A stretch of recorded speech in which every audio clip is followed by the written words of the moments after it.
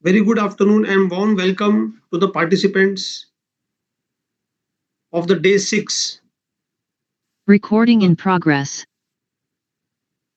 of exploring the complexities of Middle East. On behalf of ICAI, I welcome all the attendees to this program. Let me first share a brief profile about CA Rajendra Kumar. He is a fellow member of the ICAI and was a graduate member of the ICMAI, Institute of Cost Accounting. He's also elected to the Central Council of ICAI for various terms and re-elected for the term 2025-29. He is the chair of Edinburgh Group for two-year term 24-26. Edinburgh Group is a coalition of 16 accounting bodies of the world with over 1 million accountants. He is the only Indian on the technical advisory group to the Working Party 9 on consumption taxes. As a CA in practice, he is the managing partner of Sanjeev Shah and Associates Chartered Accountants. Welcome, sir.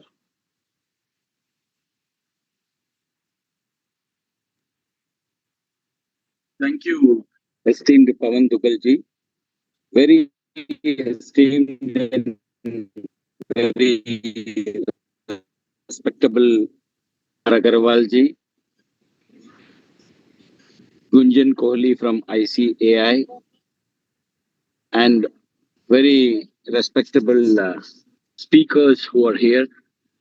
Diana of EY, I can see there, and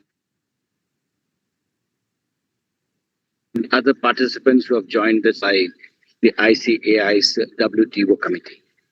In fact, it gives me immense pleasure. We have been all around the world offering these programs to our members, right from the United Kingdom to America to Africa. And today we are in the UAE. UAE basically is a region which has grown by leaps and bounds in the last about 5 decades or so. And no one can imagine the GCC or the UAE, as they call it,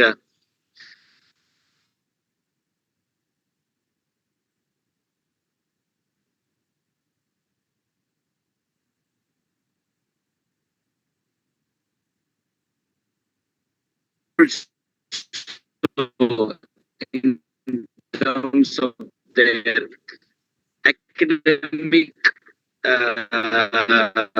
inputs, in terms of the workforce, Indians carry us.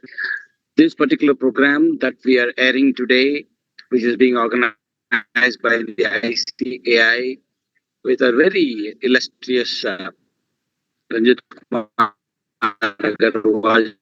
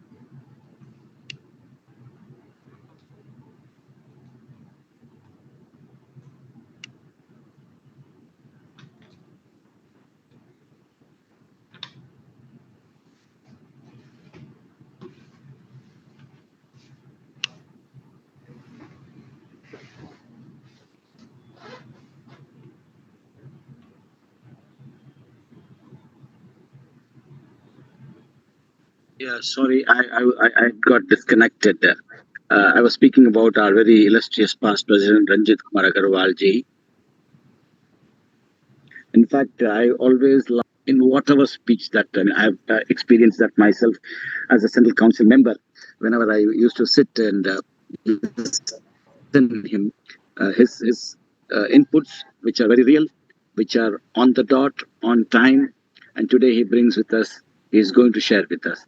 And as we speak today, I was also referring the newspapers where the Board of Peace has been formed by Donald Trump, and he himself is the president, and he claims that there's going to be there's going to be a permanent peace in the Gulf region that they're trying to forge. But then the basically the region of Gulf is they are nomads, and they were like going around place to place, and it is the oil which binds the world together with the Gulf. So, but Dubai has become an international city.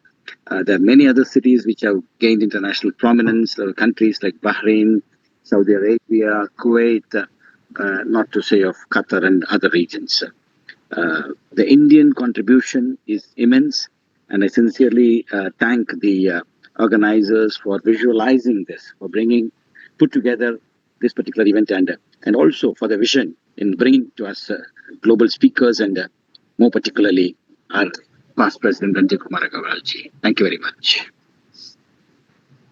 Yes, now let me introduce CA Ranjit Kumar Agarwal sir. He is a fellow chartered accountant and associate member of the ICSI with over 25 years of experience in the accounting profession. His career has been defined by a commitment to advancing environmental social governance (ESG) principles within the field of accounting and finance. He has served as the president of the ICAI for 24-25, led initiatives to integrate ESG factors into accounting standards and promote transparent financial reporting. One of the key achievements has been the implementation of the UDIN, Unique Document Identification Number. He also led digital innovation initiatives aimed at enhancing the efficiency and accessibility of accounting that includes developing AI-driven tools and digital platforms that streamline financial reporting and improve sustainable practices. Over to you, sir. Thank you very much. Very respected my good friend Rajendra Kumarji, who is traveling in Italy, and it shows the commitment of towards ICI from Italy. He is not leaving any chance to address the members from whichever location he is, and he's doing a good job as a chairman of the board of discipline. The president last 3 4 years continuously, and this year also as a chairman of the Indirectors Committee and GST Committee. So my compliment to Rajendra Kumar ji.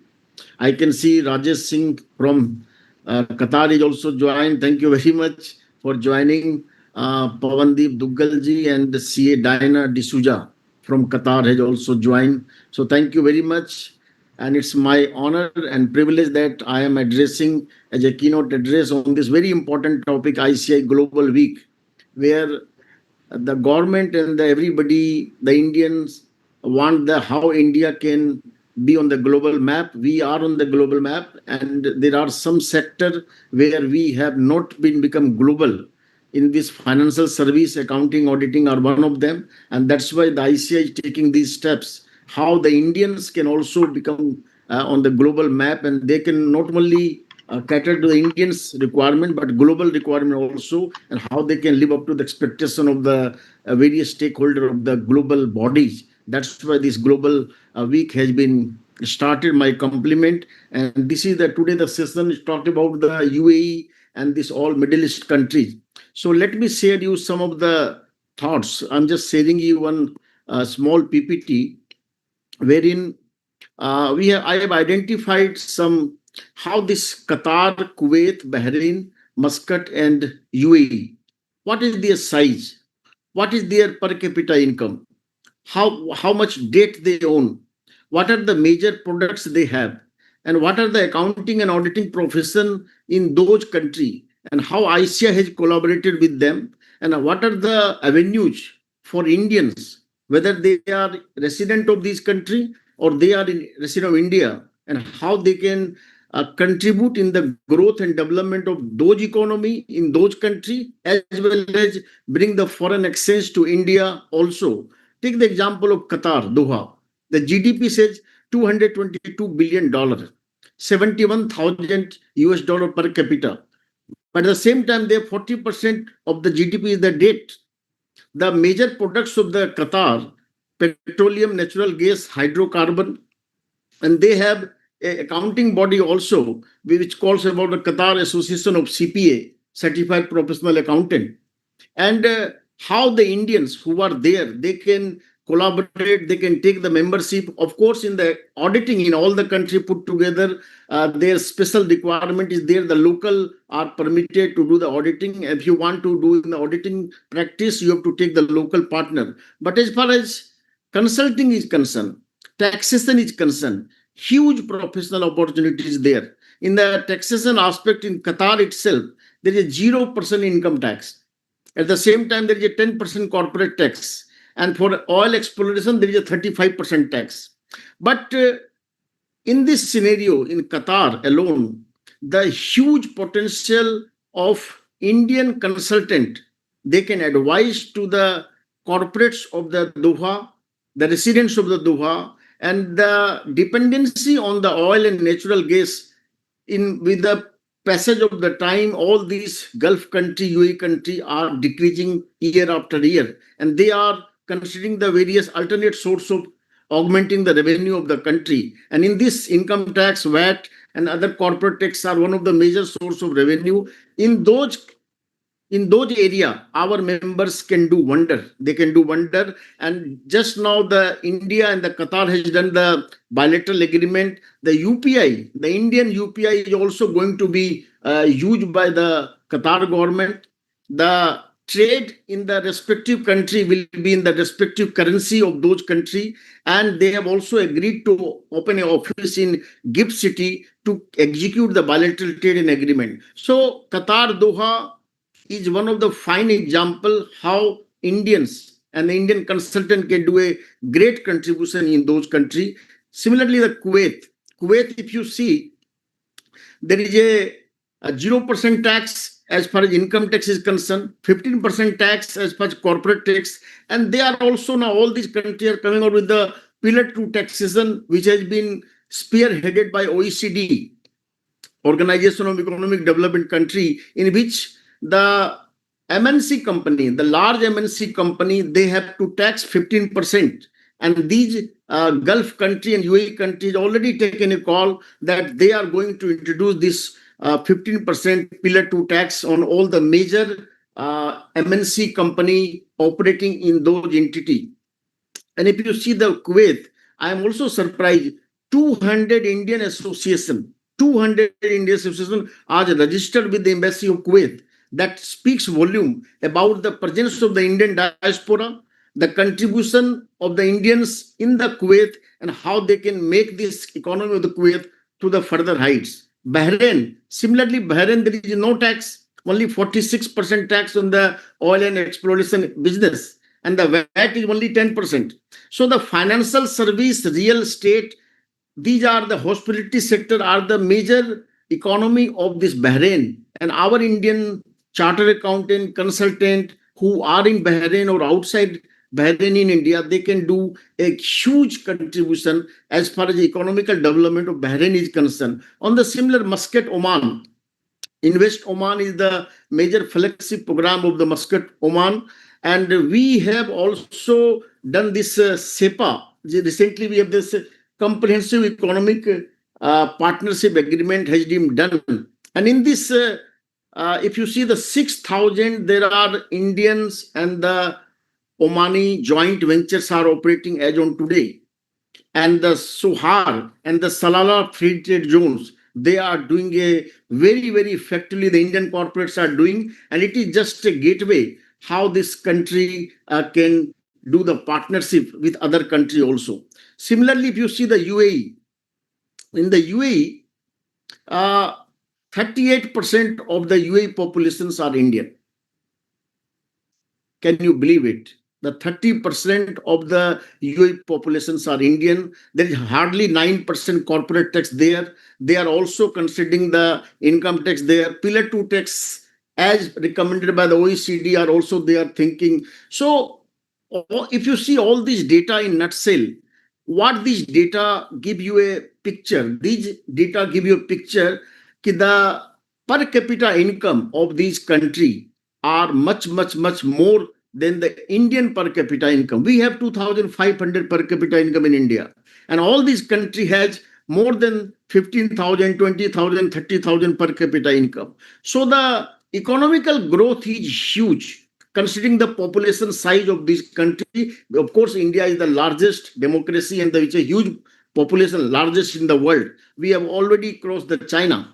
But considering the huge potential there, the product, the company, the trade balance between India and all these country, every country we have our joint venture. We have a bilateral trade agreement with the government of India and these country. And the most important aspect of these country, every place our Institute of Chartered Accountant chapter is there. We have a MOU with the local accounting body where we can qualify some examination and we can also become their member, and we can do the all kind of work there except the auditing. In auditing you have to take the local partner. So all the doors are open to do the practice as far as consultancy, the advisory, the merger, Q&A, all these things are there. Indians, whether they are resident of this country or they are in India, huge potential I can see as far as these economical development and taxation aspect of this country is concerned. And very soon these countries are effectively coming with the personal income tax also. Corporate income tax already there. Pillar 2 taxation they are going to introduce, but the personal income tax very soon they are going. So in those countries, our Indians who has expertise in accounting, audit, and taxation and consulting can do a great job. And that's why my suggestion to all our fellow colleagues who are listening, if you are doing a good practice in India, the time now to expand your wings, become global, go outside the boundary of the India and witness the thriving development of those countries as well as the thriving development of yourself also as a global consultant and global accountant. With these words, with these opening remarks, my compliment to all of you for listening this webinar, and I hope the speakers lineup of the various topic on these subjects are very helpful and very experience to fructify the impact of this uh, global week which they have started. Thank you very much. Thank you, CA Ranjit sir, for your insightful shared information. Now we move on to the next session, number 11, that is forging stronger connections in the developed Middle East.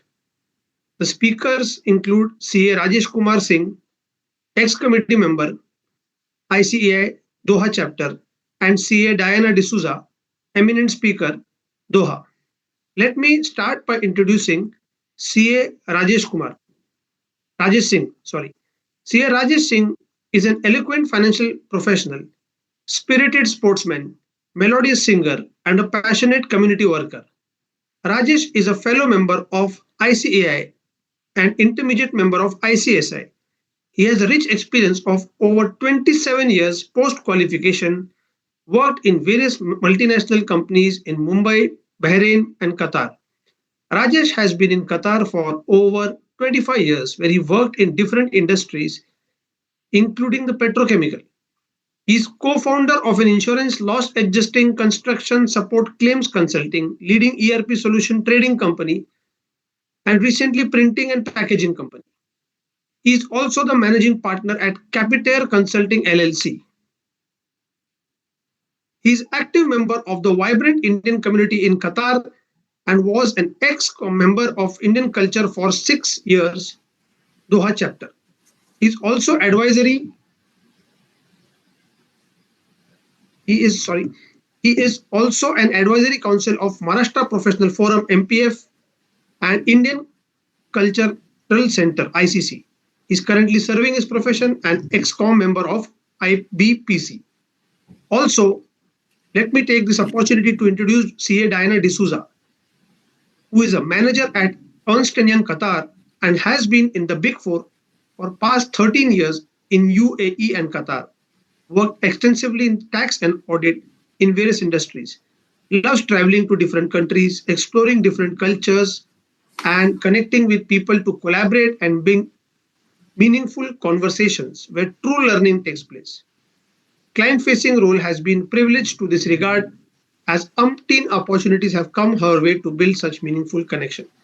While it can be demanding to be in such a dynamic role coupled with family commitments, the desire to achieve more and the support from family has made it possible for her to excel. Over to you, Dr. C.A. Rajesh Singh and C.A. Diana D'Souza. So, Pawandeep ji, thank you so much for this wonderful introduction for both of us. I hope I'm audible. Diana, you can hear me. Yeah, And I it can is hear you. great to hear Ranjit sir. Sir, namaskar once again. We had the privilege of hosting him. He visited, like the slide which he shared clearly talks about his experience of Middle East. He has been kind enough. He graced all the chapters in the Middle East with his presence. So that is the reason why he has got first-hand experience. Certainly, that is what brings us all together. As you mentioned, before I share my slide, I would like to thank C. Rajendra Kumar, who is the chairman of this particular forum. CA Gyan Chandra Mishra ji, who is also chairman of MSME and Startup ICAI, Abhay Chajer ji, and CA Dr. Sanjeev Kumar Singhal ji. So thank you so much for giving us this opportunity. We are very fortunate to represent Doha chapter of Chartered Accountants. And of course, jointly we have made this presentation, and our intention is to make this as simple as possible. I think a lot of good things already Ranjit sir has already covered.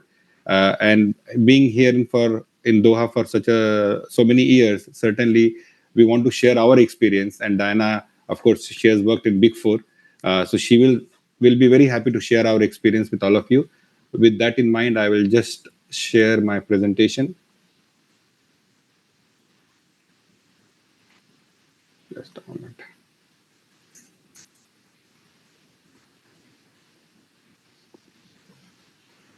Share screen.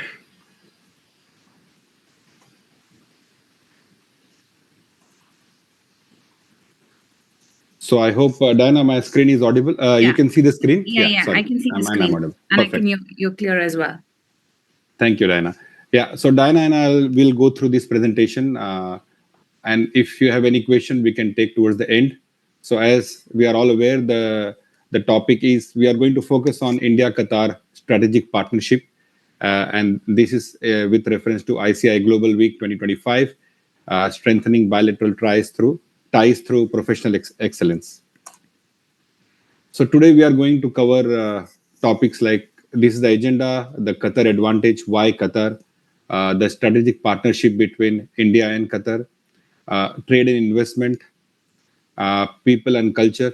Of course, Ranjit sir mentioned near over 30% population in the UAE are Indian. This comes to around 24-25% in Qatar. Of course, we are the largest diaspora. Indian diaspora is the largest population in Qatar. And then roadmap, what we need to do as chartered accountant to do something in Qatar.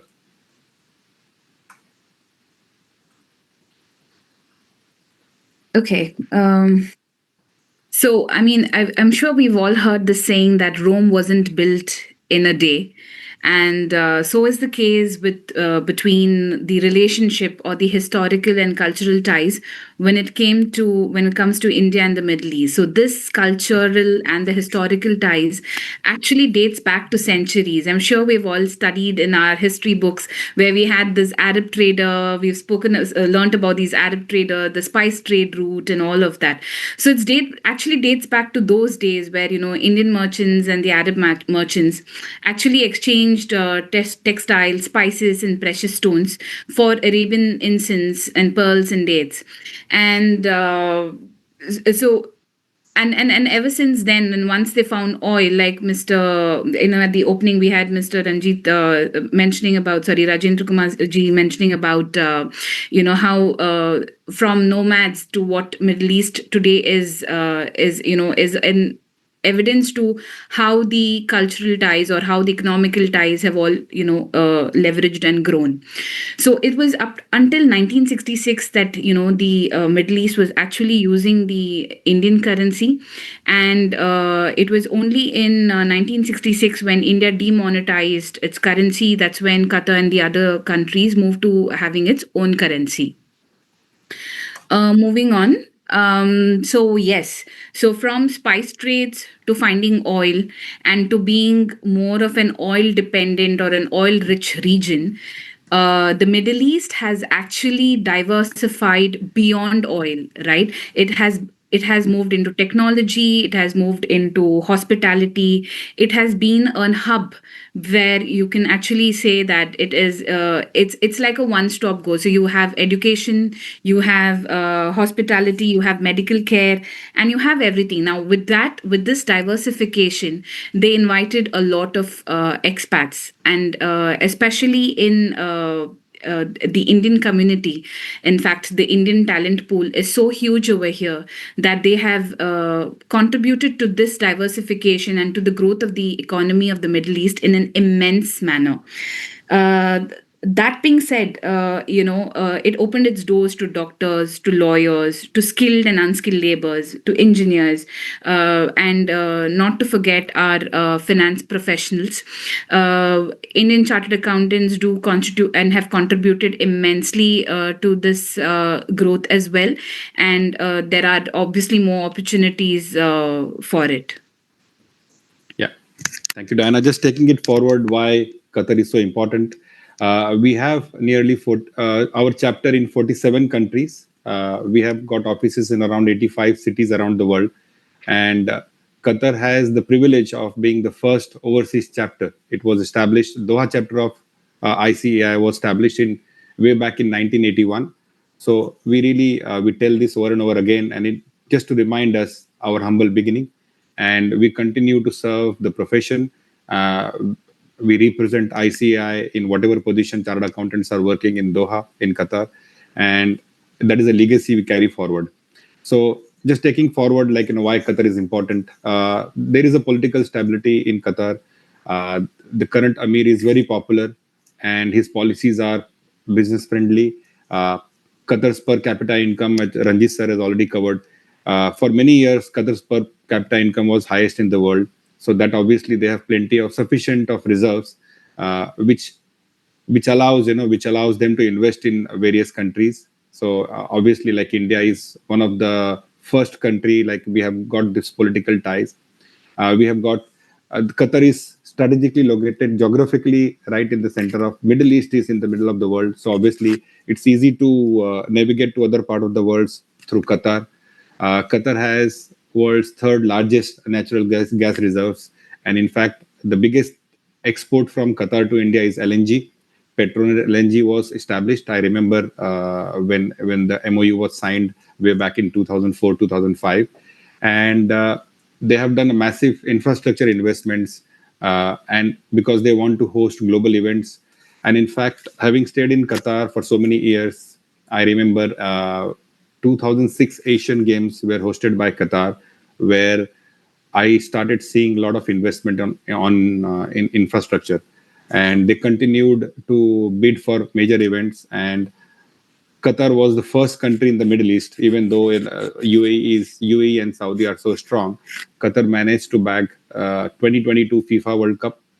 Again, we were fortunate to witness some of the matches here in Qatar, and the whole event was organized in very professional way.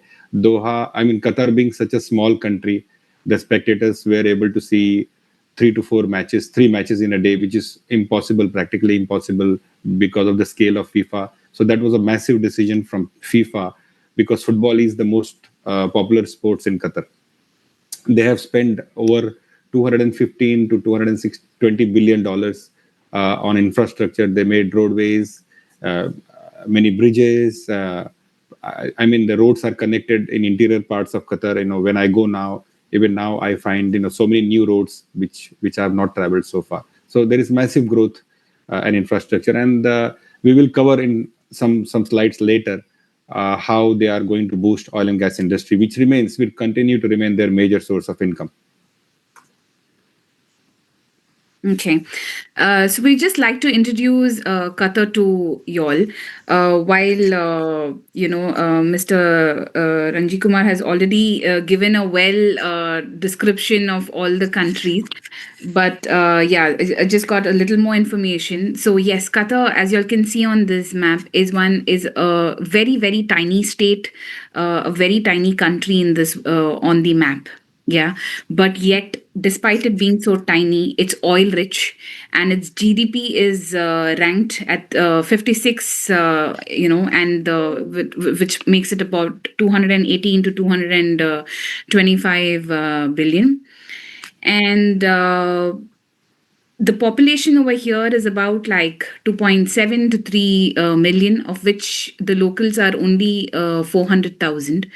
And from the expats, basically, again, we stand at about 830. So it's a very, very strong Indian community. I mean, we've all heard of Dubai. We've probably seen Dubai, and we see how advanced and how the country Dubai is. But when it comes to Qatar, I would say that Qatar is a very good blend of both culture as well as the business setup or the economic setup, because as deeply as it's rooted in its culture and in terms of this thing, they are not far behind when it comes to economics. They have a stock exchange over here, and we have like about 50 odd companies listed on the QSE. Yeah, we have a lot of Indian and small, big and small Indian companies, like to about 20,000. There are Indian schools set up over here, and they actually provide very good quality education to a lot of the entire community. And it doesn't really differentiate between Indians and the other communities. While you do have other schools, like you have the American schools and the British schools, but the Indian school have the highest population when it comes to the number of students. Uh, Qatar again, we have four apex bodies, which is ICC, IBPC, ICBF, and ISC. And my co-speaker has been a part of these. These bodies, and I'm sure he's going to give you a lot more insights on it as well. And as Rajesh also mentioned about hosting the FIFA World Cup, yes, it was a flawless, and no country, in fact, has managed to host matches in a manner where people could actually attend more than a match in a day. The infrastructure, the transportation, everything was so flawless. Proud to be in a country where it's the home to the world's best airline, which is Qatar Airways. It has a beautiful airport, which is again ranked among the top rated airports globally. It has a very, very important hospital, which is the Sidra Hospital. And this Sidra hospital is basically catering to women and children specialty. It's so basically when I'm they're trying to create this as a medical tourism as well. So you would often see people travel to the US or to the UK when it comes to medical care, but now they're trying to create this hub over here in Qatar, where they want people to come for like women and children specialty. I mean, heaven forbid any of us or anybody should get to go to this hospital, but when you come to like the tiniest and minute details, like you're talking about oncology in children, you're talking about neurological deficiencies in children, or you're talking about pediatric dentistry. This hospital caters to everything with state of art facilities and doctors. We are also privileged as expats to benefit from the heavily subsidized government medical care at Hamad Hospital. So it's regardless of your nationality, you get something called the Hamad Health Card, and you can actually benefit from world class medical facilities from this hospital. well, I really haven't mentioned it on the slide here. You all would have recently read that even the Bollywood actor Saif Ali Khan also picked up a home in Qatar. Uh, why this is very important over here is because we've heard of Shah Rukh Khan, we've heard of everyone buying houses in, the Jumeirah uh, in UAE and stuff like that. But I wanted to just, let the audience know that Qatar is not really behind. Qatar is small. It has the highest GDP among all of these countries. Yes, because of the population, I do agree, and the oil reserves. But it is a very safe country. It's a home actually away from home. Like they say that in Bangalore, you throw a stone, it'll fall on a techie. Here, it'll fall on an Indian. So that's how our community is, and. The chapter is amazing. The Doha chapter is just so amazing, very positive, very strong professionals. Yes, so now they're actually also wanting celebrities come in, and it's slowly opening up while they're still wanting to hold back to its culture, which is very nice, right? Because even in India, we always want to support our culture. We always want to have the Bharatiya culture. We have always been against having, while we want westernization, but to a certain extent. So it's something similar. So, we kind of are, so the culture and everything is very deeply rooted for them, similar to what we believe in. And so that's why Qatar is, I just feel like it's a beautiful country to be in. Less hassle of traffic. Rajesh, you would agree with it, Absolutely, since I have lived in absolutely. Dubai, and the metro and the Sheikh Zayed Road, we don't face that problem over here. So, yes, it's a beautiful country to be in, and is opening its door with 2030 coming in. So, yeah, that's what I would have to say about Qatar. Over to you, Rajesh. Thank you. Now you covered all the points nicely. Thank you, Diana. As Diana mentioned, like one of the important things is very peaceful. Qatar is very, very peaceful, and I had the option of choosing any country in the Middle East or Europe. I like Middle East personally because of its proximity to India. So it takes Absolutely. 2.5, very close to, like, less than 3 hours. I'm from Mumbai in India, so less than 3 hours flying time. I'm in Mumbai. So within India itself, there are many places where it will take much longer because India is much bigger country. So Middle East, the entire Middle East, the whole peninsula is very, very close to India. And of course, you have a potential of earning here more. There is no personal income tax as we speak so far. Corporate tax is really, really low. So these are some of the big factors. And also the life is much easier. I mean, the electricity bills are subsidized, the traffic is significantly less. Within half an hour you can reach within Doha. I mean, if you're not going to the north or south, within Doha, it's very easy to reach from one place to another place. Commuting is very, very easy. Transportation is fantastic, world class. It's not polluted. It's very clean city, and you can go to India anytime you want. So that gives a lot of edge to Qatar compared to And other it's very Middle East safe countries. as well. Very safe, yes. Anytime in the night you can go out, and there is no practically no crime. And I would like to add that you can leave your car open. Many times people don't lock the door. I stay in the compound, and we don't lock the door. Only before we sleep we lock the door. So it is that much safe. The whole country is monitored by CCTV. They are using all the modern technology. I used to see a lot of police vans outside, police jeeps outside earlier, but now you don't see much because everything is monitored through CCTV, and you feel safe. You feel completely. Your family is very, very safe. So it's highly recommended that way. Uh, just carrying on to the next slide. Again, we were talking about Qatar. Some of the points we already covered. So energy is one of the biggest source of income. That Qatar is supplier of 48% of LNG to India. And last year, we renewed the contract. As I mentioned, the earlier contract got expired, and of course, the timing was critical right now because the energy prices are moving significantly. So Qatar is a significant partner of India when it comes to LNG and oil and gas products, and also on security side, there is a lot of cooperation between India and Qatar. Uh, Qatar has got huge excess reserves which they invest around the world. Obviously, being a small country, they don't have, and their population is not much, which Diana already covered. So there is Qatar Investment Authority. They manage over 500 billions of assets, and India is one of the top destination for them. Geopolitical stability I've already covered, and because the population likes the ruler in Qatar, so all the policies and procedures, whatever is made here, they already follow everything religiously. Uh, he's very popular not only in Qatar but also Middle East and around the world.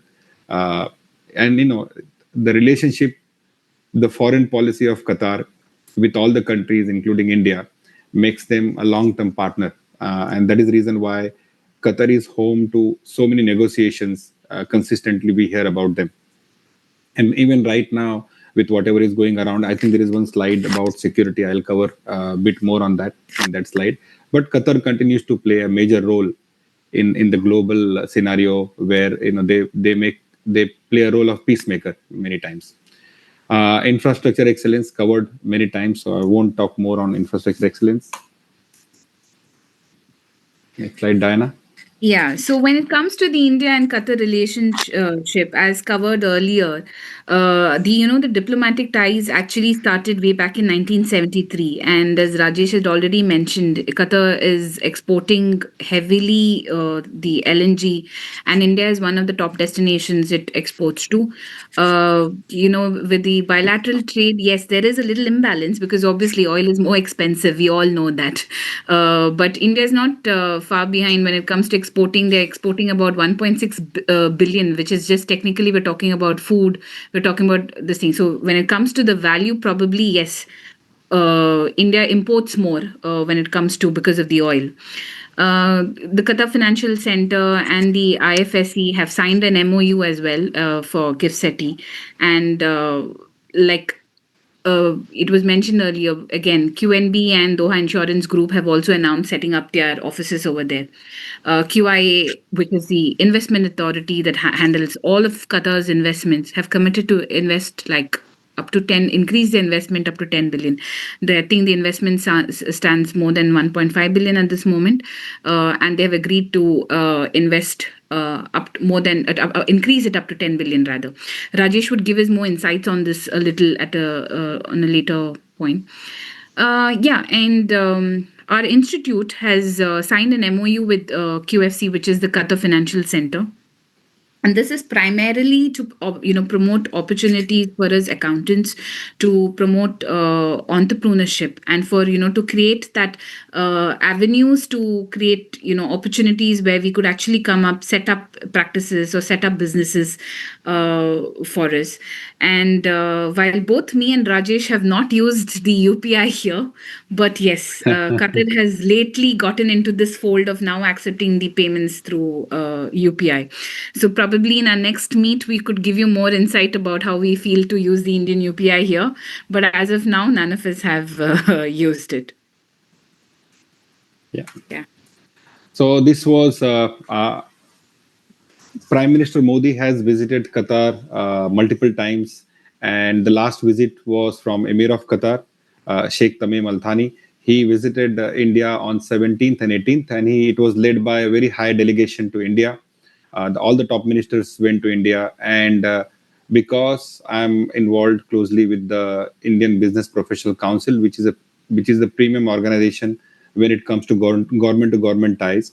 Uh, I'm very pleased to share that the Qatari businessmen, the delegate, were very very happy with the reception they received in Delhi, and they are looking to enhance the partnership with India. So this particular visit of Emir of Qatar on 18th of February, they signed. It was really historical for both the countries because this was a day where India and Qatar they officially elevated their bilateral ties, already strong bilateral ties, to a strategic partnership. So, for because of the proximity, even during difficult times, India always stood with Qatar and vice versa. So we have this friendship, long-tested friendship. We know each other quite well. So these are the commitments they made during Emir's visit to India. There was a $10 billion commitment from the Qatar Investment Authority, and the trade targets. They obviously India is importing LNG, so India is looking to export like IT services, all uh, all this all the masalas, etc., all these spices from India is coming to Qatar. They are looking the fintech and especially AI enabled solutions are very much welcomed in Qatar. So these are the ways where they will increase the, like, and I think it is covered in the next idea. So this is currently it is they will push the exports. The commitment is from 1.5 billion to 10 billion dollars. Qatar has committed to invest in India, and there is infrastructure. These are the sectors like ports, logistics, smart cities, energy transition, like green energy, renewable and sustainable technology. We keep hearing about this all the time, and Qatar hosts a lot of web summits where majority of players are from India, True. and that includes fintech as well. So they are targeting to boost the bilateral trade to $28 billion in the next 5 years. So it's a huge encouragement following the visit from His Highness the Emir of Qatar to India. So obviously they continue to work together to make sure that our bilateral ties also uh, grow over a period of time. Yeah. So when we are having all of this in place, I mean, that has beautifully been set up. To be honest, for me, Rajesh, I feel like it's a red carpet laid by our government, by having so many ties, so many memorandums signed, and all of these exchanges between these two countries. Yeah, Technically, as Indians, I actually feel it's actually a red carpet put for us where we really have to go there, put in our efforts and stuff like that. And I mean, as much as we keep saying AI, AI, AI, I feel there's nothing without humans, right? Because even humans created the AI. So yes, correct. India has the largest expat community. Okay, we are like 830,000, and I'm proud to call Qatar my second home. Yes, India is always going to be my first home, but it is actually a way away from home. And the beauty about living in Qatar, and in fact in these kind of countries, is because when you're actually back at home, while as much as you're celebrating, as all the festivities and everything and all of that, you do not I feel I'm more closely celebrating all this over here, because then my next door neighbor would have a Diwali party or an Eid party or a Christmas party. And because of that, you kind of make your friends a part of your family over here, and you kind of celebrate that with a larger pomp, to be honest. And you would see Indians spread across like every sector, like right from blue collars to your C-suite executives. So be it your CFOs, or you're talking about the CEOs of the companies, are mostly Indians. Yeah, yes, of course there is I wouldn't deny, and I wouldn't say that there is while there is a push for Arabic and all of that, but I feel like as Indians we're very hardworking. Yeah, we're very hardworking, very talented, and so as Indian professionals are there in all of these main domains, like when it comes to healthcare or finance and IT and all of that. Yeah, And as Rajesh technically was just talking about how in fintech and stuff like that, we all know Indians are known to be the IT capital is obviously of the world is India.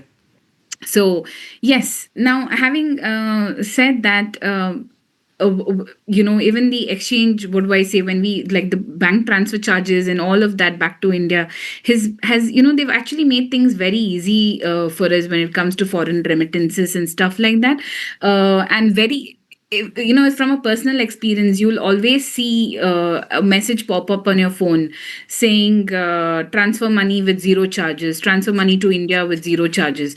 So that kind of makes it makes it better for us to send money back home without being taxed, without paying any charges sometimes, right? You keep having offers from banks saying zero transfer charges. Otherwise as well, the charges for transfer are very very nominal. But yes, this also kind of makes it good for India, because then a lot of NRI money goes back to India, making our reserve stronger, making our economy correct. stronger. Yeah, yeah. Fair point. Yeah, Yeah. so this has been like one of the benefits for Indians living in this kind of a setup, to be honest. Moving on. Um yes, while Qatar has been a very, very tolerant country when it comes to religion, when it comes to celebration. Of course, while we are all aware that the main religion in this country is Islam, but they're very open to celebrating even or rather give permission to celebrate even other festivities and things like that.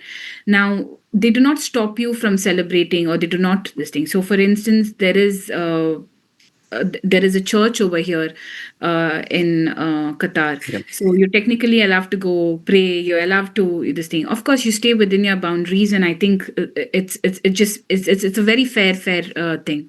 And what's beautiful over here is every community has formed like a little group where, like, for example, you'll have like the Goan Association, or the Gujarati Association, or the Mangalorean Association, to the Assamese and to the Bengalis to the Maharashtrians, right? So everybody is forming a part of the community. You can be a part of your community, celebrate things in the manner you would like to.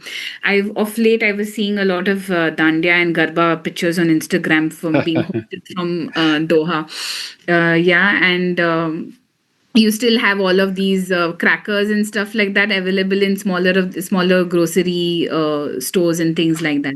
So it has kind of we've kind of integrated our culture as well into this country. So it's not always about business. It's all because as humans, I think the first thing that we would actually want is our comfort. Our You don't want to be someone else, you want to be yourself. And I think Qatar has allowed us to be that, right? So we've been created Yeah. managed to create that trust, create, build relationships, and and of course you maintain boundaries. And what excites me really the most is the choices available when it comes to the food over here. So while I get to explore the Arabic food, or the I'm talking about the pure Chinese, not the Indo Chinese. Talking about Korean and all of that available over here. My The best part is that I get to eat different cuisines from India, which I probably did not taste before I left India, because I grew up in a town where I technically would get only fish curry rice, being a Mangalorean. Yeah. So now I have come and I've tasted like the Gujarati thali, to the Rajasthani thali, to the Kerala food, to the Kerala cuisine and all of that. And it has been in Punjabi as well. Yeah.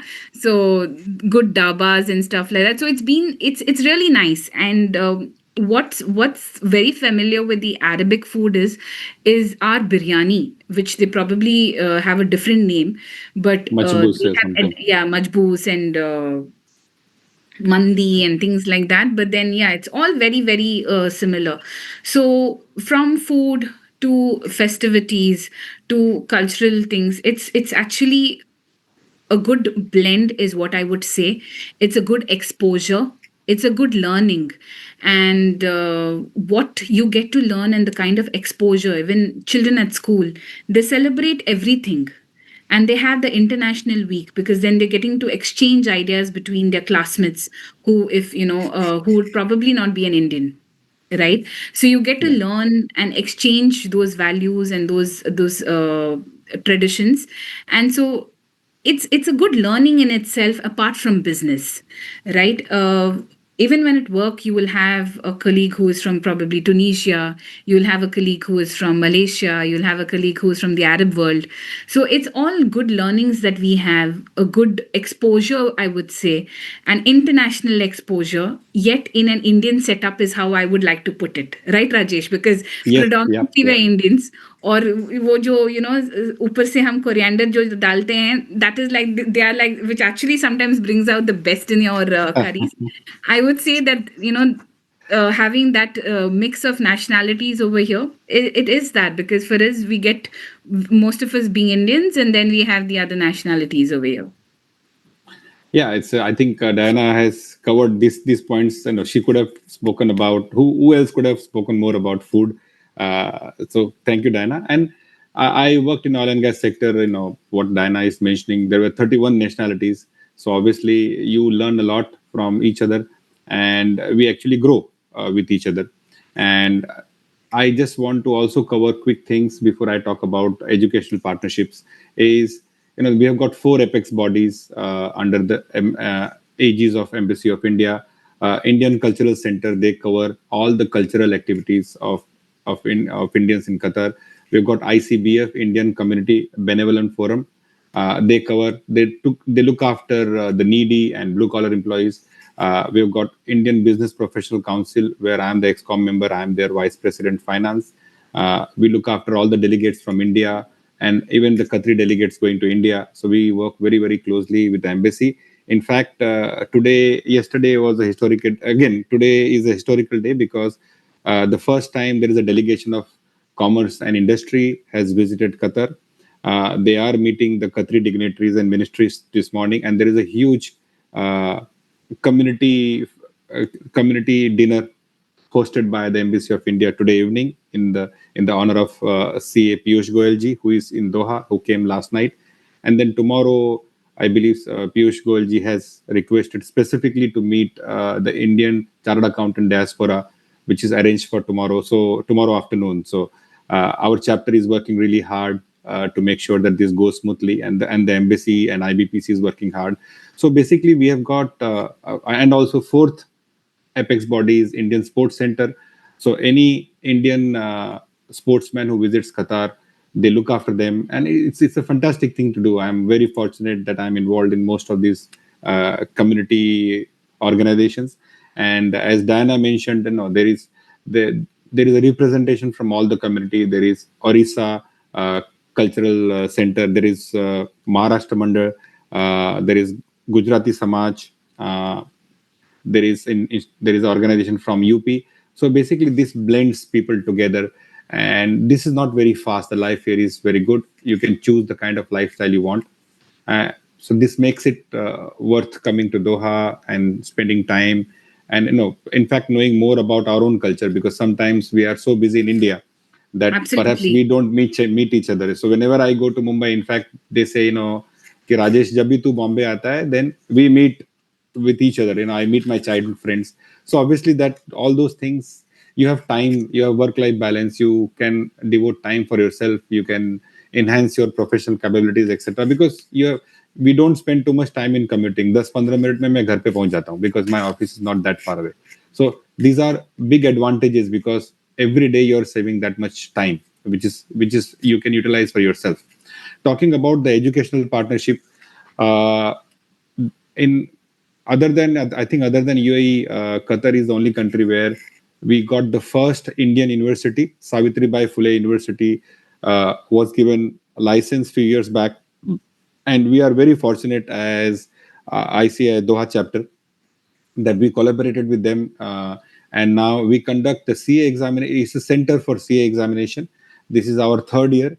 In fact, when I was during my first year in the XCOM, we signed an agreement with them, and they were very gracious. They graciously accepted our proposal, and even the last exam, over 50 students appeared from Qatar Center.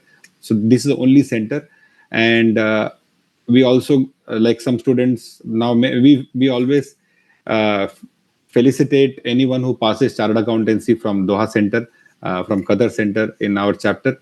And I know that one student got the rank as well. So we are very, very happy, and we are thankful to the leadership of ICAI to continue allowing Qatar as one of the centers. So thank you very much for that. Apart from the Indian Institute, there is one organization known as Qatar Foundation, which is home to all the international universities and American universities. Like there is Carnegie Mellon, Well Cornell University, A&M Texas. So there are many universities. So any Qatari or any other nationality, they want to continue their education in Qatar, there is Qatar University as well. They can do so. Yeah, So so just there, to add on to this, the Kata Foundation, Rajesh, I had a chance to work with them on a very, in a close manner. And what's beautiful about Kata Foundation is, so just to introduce it to everybody else, so Kata Foundation is actually an organization in Qatar, which is basically set up by the government and is chaired by Her Highness Sheikha Moza. Yeah, so she is the mother of the Emir. Okay, and she is a woman of grit. I mean, she is somebody who wants Qatar has set up this entire unit in order to develop education, medical. So you have Sidra medicine under that. You have sports. We have like an amazing library, which like I can borrow books World for class. free. Yeah. Yeah. Yeah, world class library for free. And this also Qatar Foundation sponsors children in these top notch universities over here. Now the whole idea is that people go all the way to US to study and things like that. They brought the same level, the same quality to those, and they are actually, if you, I mean, of course there are criterias and stuff like that, they actually sponsor the entire education. I have personally known two actually three students from there, Indians who have studied in these American universities at zero cost.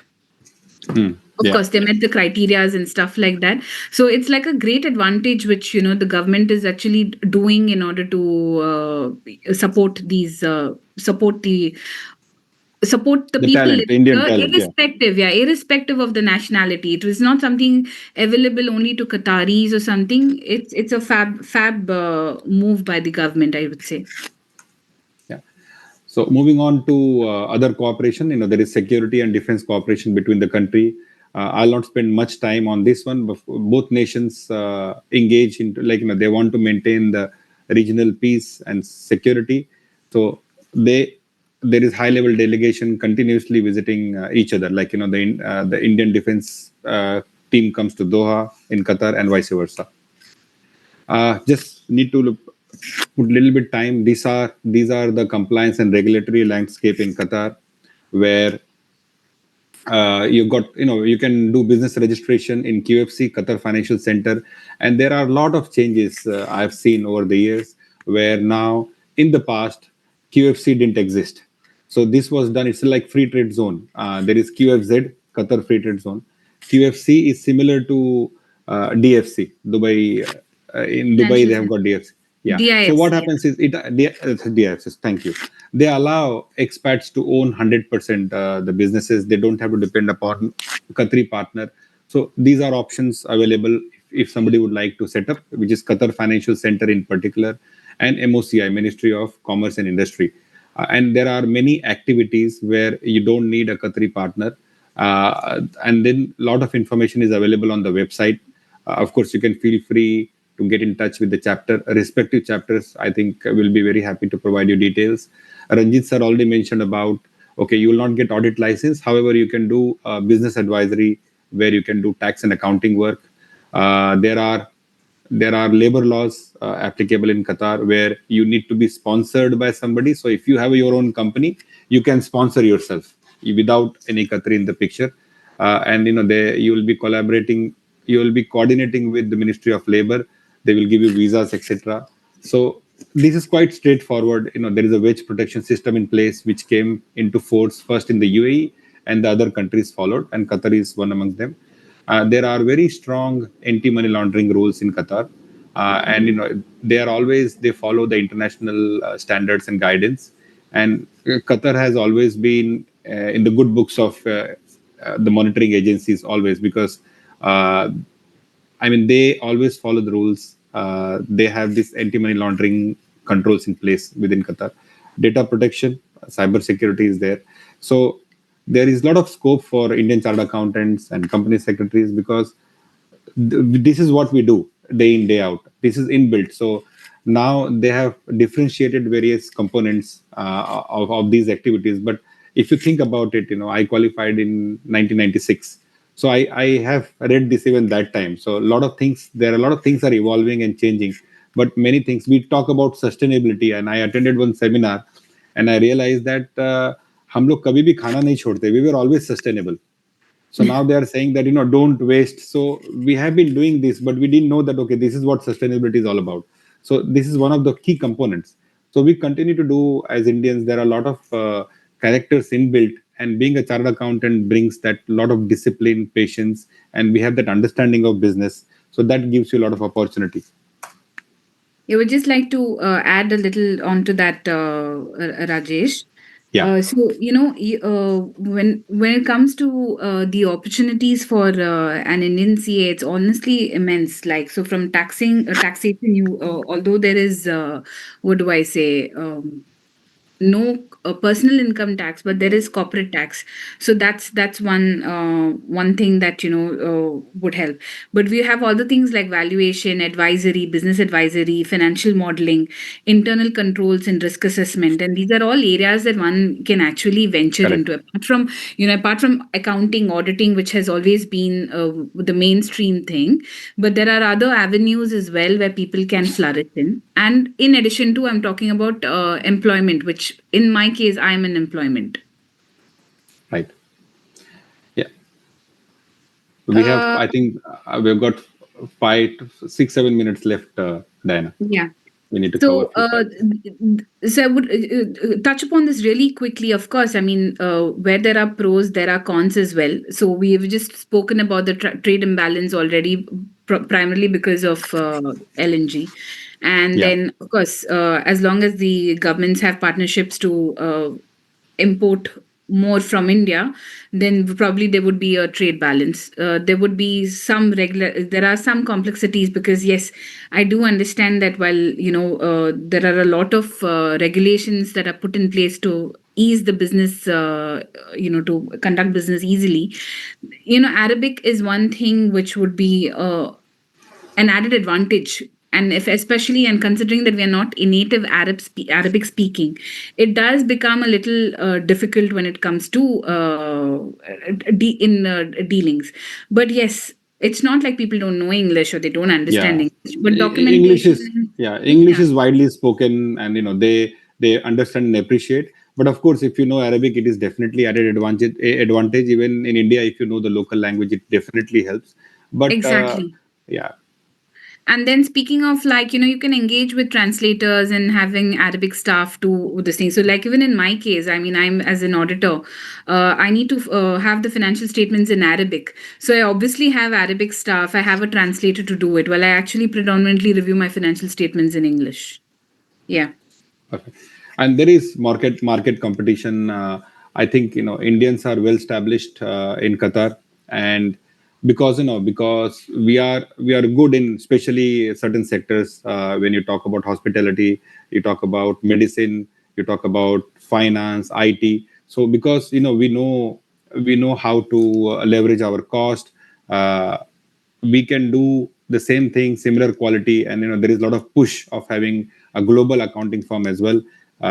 So that thing is ongoing back home. I'm aware about that. So there is competition, but I think that we can withstand that competition. These are some of the important takeaways for all the listeners who have taken time out and joined today's session. So you need to do some research and network. And Diana will spend some time on networks, but this is very important. You have to do some research, and there are a lot of tools available in Chat GPT. There are a lot of you can utilize all the overseas chapters and decide exactly what you want to do. So I need to, we have this international conference coming up in Qatar, 16th and 17th of October. And I know that you don't have to be an XCOM member. As a CA, as a chartered accountant, if you can approach the chapter, you can definitely come and participate. And I know that the chapter won't, you have to pay for your, of course you have to pay for your travel cost, but I think that chapter will consider exempting, charging you any fees to attend that, whereas even as a member I have to pay. So research and network is very important. You have to identify your niche. What are you good at? So there are many chartered accountants who are good in IT, so they are doing wonderful job. They are automating, they're into automation. They're using SAP, Zoho, Oracle, and AI has brought a lot of challenges and opportunities at the same time. So you have to identify your niche. You're good in taxation, you are good in MIS reporting, etc., and accordingly you have to take the next steps. You should consider forming an strategic alliance. There are a lot of Indian businesses in Qatar. Certainly, a lot of information and support can be extended by the Embassy of India, IBPC, as well as Doha chapter of Chartered Accountant. And of course, as chartered accountants, Diana will talk a little bit more about networking. You should be visible. You should be there on social media platforms, especially LinkedIn. Uh, Sometimes you have knowledge, but if you have not marketed yourself, people don't know that what you can do. I know so many brilliant people. They are extremely good in what they do, but unfortunately, they are not able to market themselves, or they are not able to talk. It doesn't help. The last point is visit and engage. You have to spend time out. It's a good outing for you. Qatar is not, I know, coming to Qatar, visa is very easy. There is visa on arrival uh, for Indians in Qatar, and it's not very expensive. So if you come during off season, you could get a return ticket for 15 to 20,000 rupees during off season, which can go up to 35,000 rupees return ticket during peak season. But you should try and visit, attend different, like there is web summit here. There are many conferences, international conferences. So physical presence makes massive difference if you want to do any inroad into a particular community. Yeah, so while Rajesh predominantly covered most of the points, and I would just like to add on. So apart from having these formal setups where we have the Institute for Networking or we have business forums for networking, there are also personal and impromptu networking forums. So you have like certain international, because you would want to be a part of the entire community, and it's not always the Indian community itself, right? So you just want to build your network around with everybody in the this thing, and not lose out an opportunity. So there are, like, you have like, so you also, like, one of them is like, you have internations, which is again a global and international networking thing. So you can sign up for these kind of forums. You can be a part of I'm a part of where women connect, and so I meet with women professionals, and they are from all of the other countries as well. Like, you have Europeans, you have Americans, you have Arabs, you have Indians. So it's nice to network and to get to know people. Nothing happens in a day. Of course, it takes time, and like Rajesh said, you have to show up. It builds on trust. It builds on, it's a slow thing. It's a slow process, yes, but then once you start doing it, you realize it is what network your network is finally your asset, rather your net worth, because Network, that yeah, is what gets you in this country. That is how you can move forward. So whether you're in business now, which is the case for Rajesh, or or employment like me, even although I'm from the big four, I work at the big four, my network is finally what gets me going in the market, of how correct. many people I'm able to connect with, whether it doesn't matter. And then yes, especially with the Qatari population over here, it's more on trust. It's purely on trust, and that has to be built over a period of time, and how you can create those opportunities to network. So sometimes when you see that networking event, I think it's high time we drop off that Netflix movie, go get there out, be in person, meet them, maybe over a coffee, over lunch, or over a drink, or whatever that might be. That's what is actually that will get you going here. Thank you. Yeah, big things takes time, and these are the things we have covered. So there is opportunity for individual, like the single practitioners, tax practitioners, or practicing chartered accountants in India in various areas. There are opportunities for firms who are into practice, and we are very fortunate that we have ICAI as our institution, and it's a unified examination. No matter where you appear the examination, you get the same question paper, even during even to overseas chapter. So we are very fortunate that we fall under the robust umbrella of ICAI. They are doing a wonderful job, and every term, like I know, we all try our level best to push brand ICAI in Qatar and around the world wherever we go. And Qatar is definitely recognizing the importance of Indian chartered accountants, and Indian chartered accountants are holding various positions. As Diana mentioned, you you don't. Fortunately, we are in a profession where we are not restricted to any industry. You can be in any industry. You can do whatever you want. So, like you can do manufacturing. You can be in construction, and you can provide that support, because in any irrespective of which trade you are, end of the day, the financials come through the same funnel. Everybody is interested about how to make money, how to be successful, and you've got a good mindset. There are people who will give you ears to the problems you have, because it's slightly laid back. It is not very fast. So this is where I think it makes Qatar more susceptible and more acceptable society, where you have time for yourself. There is the local population is not much. English is widely spoken. There is visa on arrival for Indians. It's a big boost for anybody who would like to visit, it, and there is support system available within ICAI and the overseas chapter community. With this, I think we come to an end of our presentation.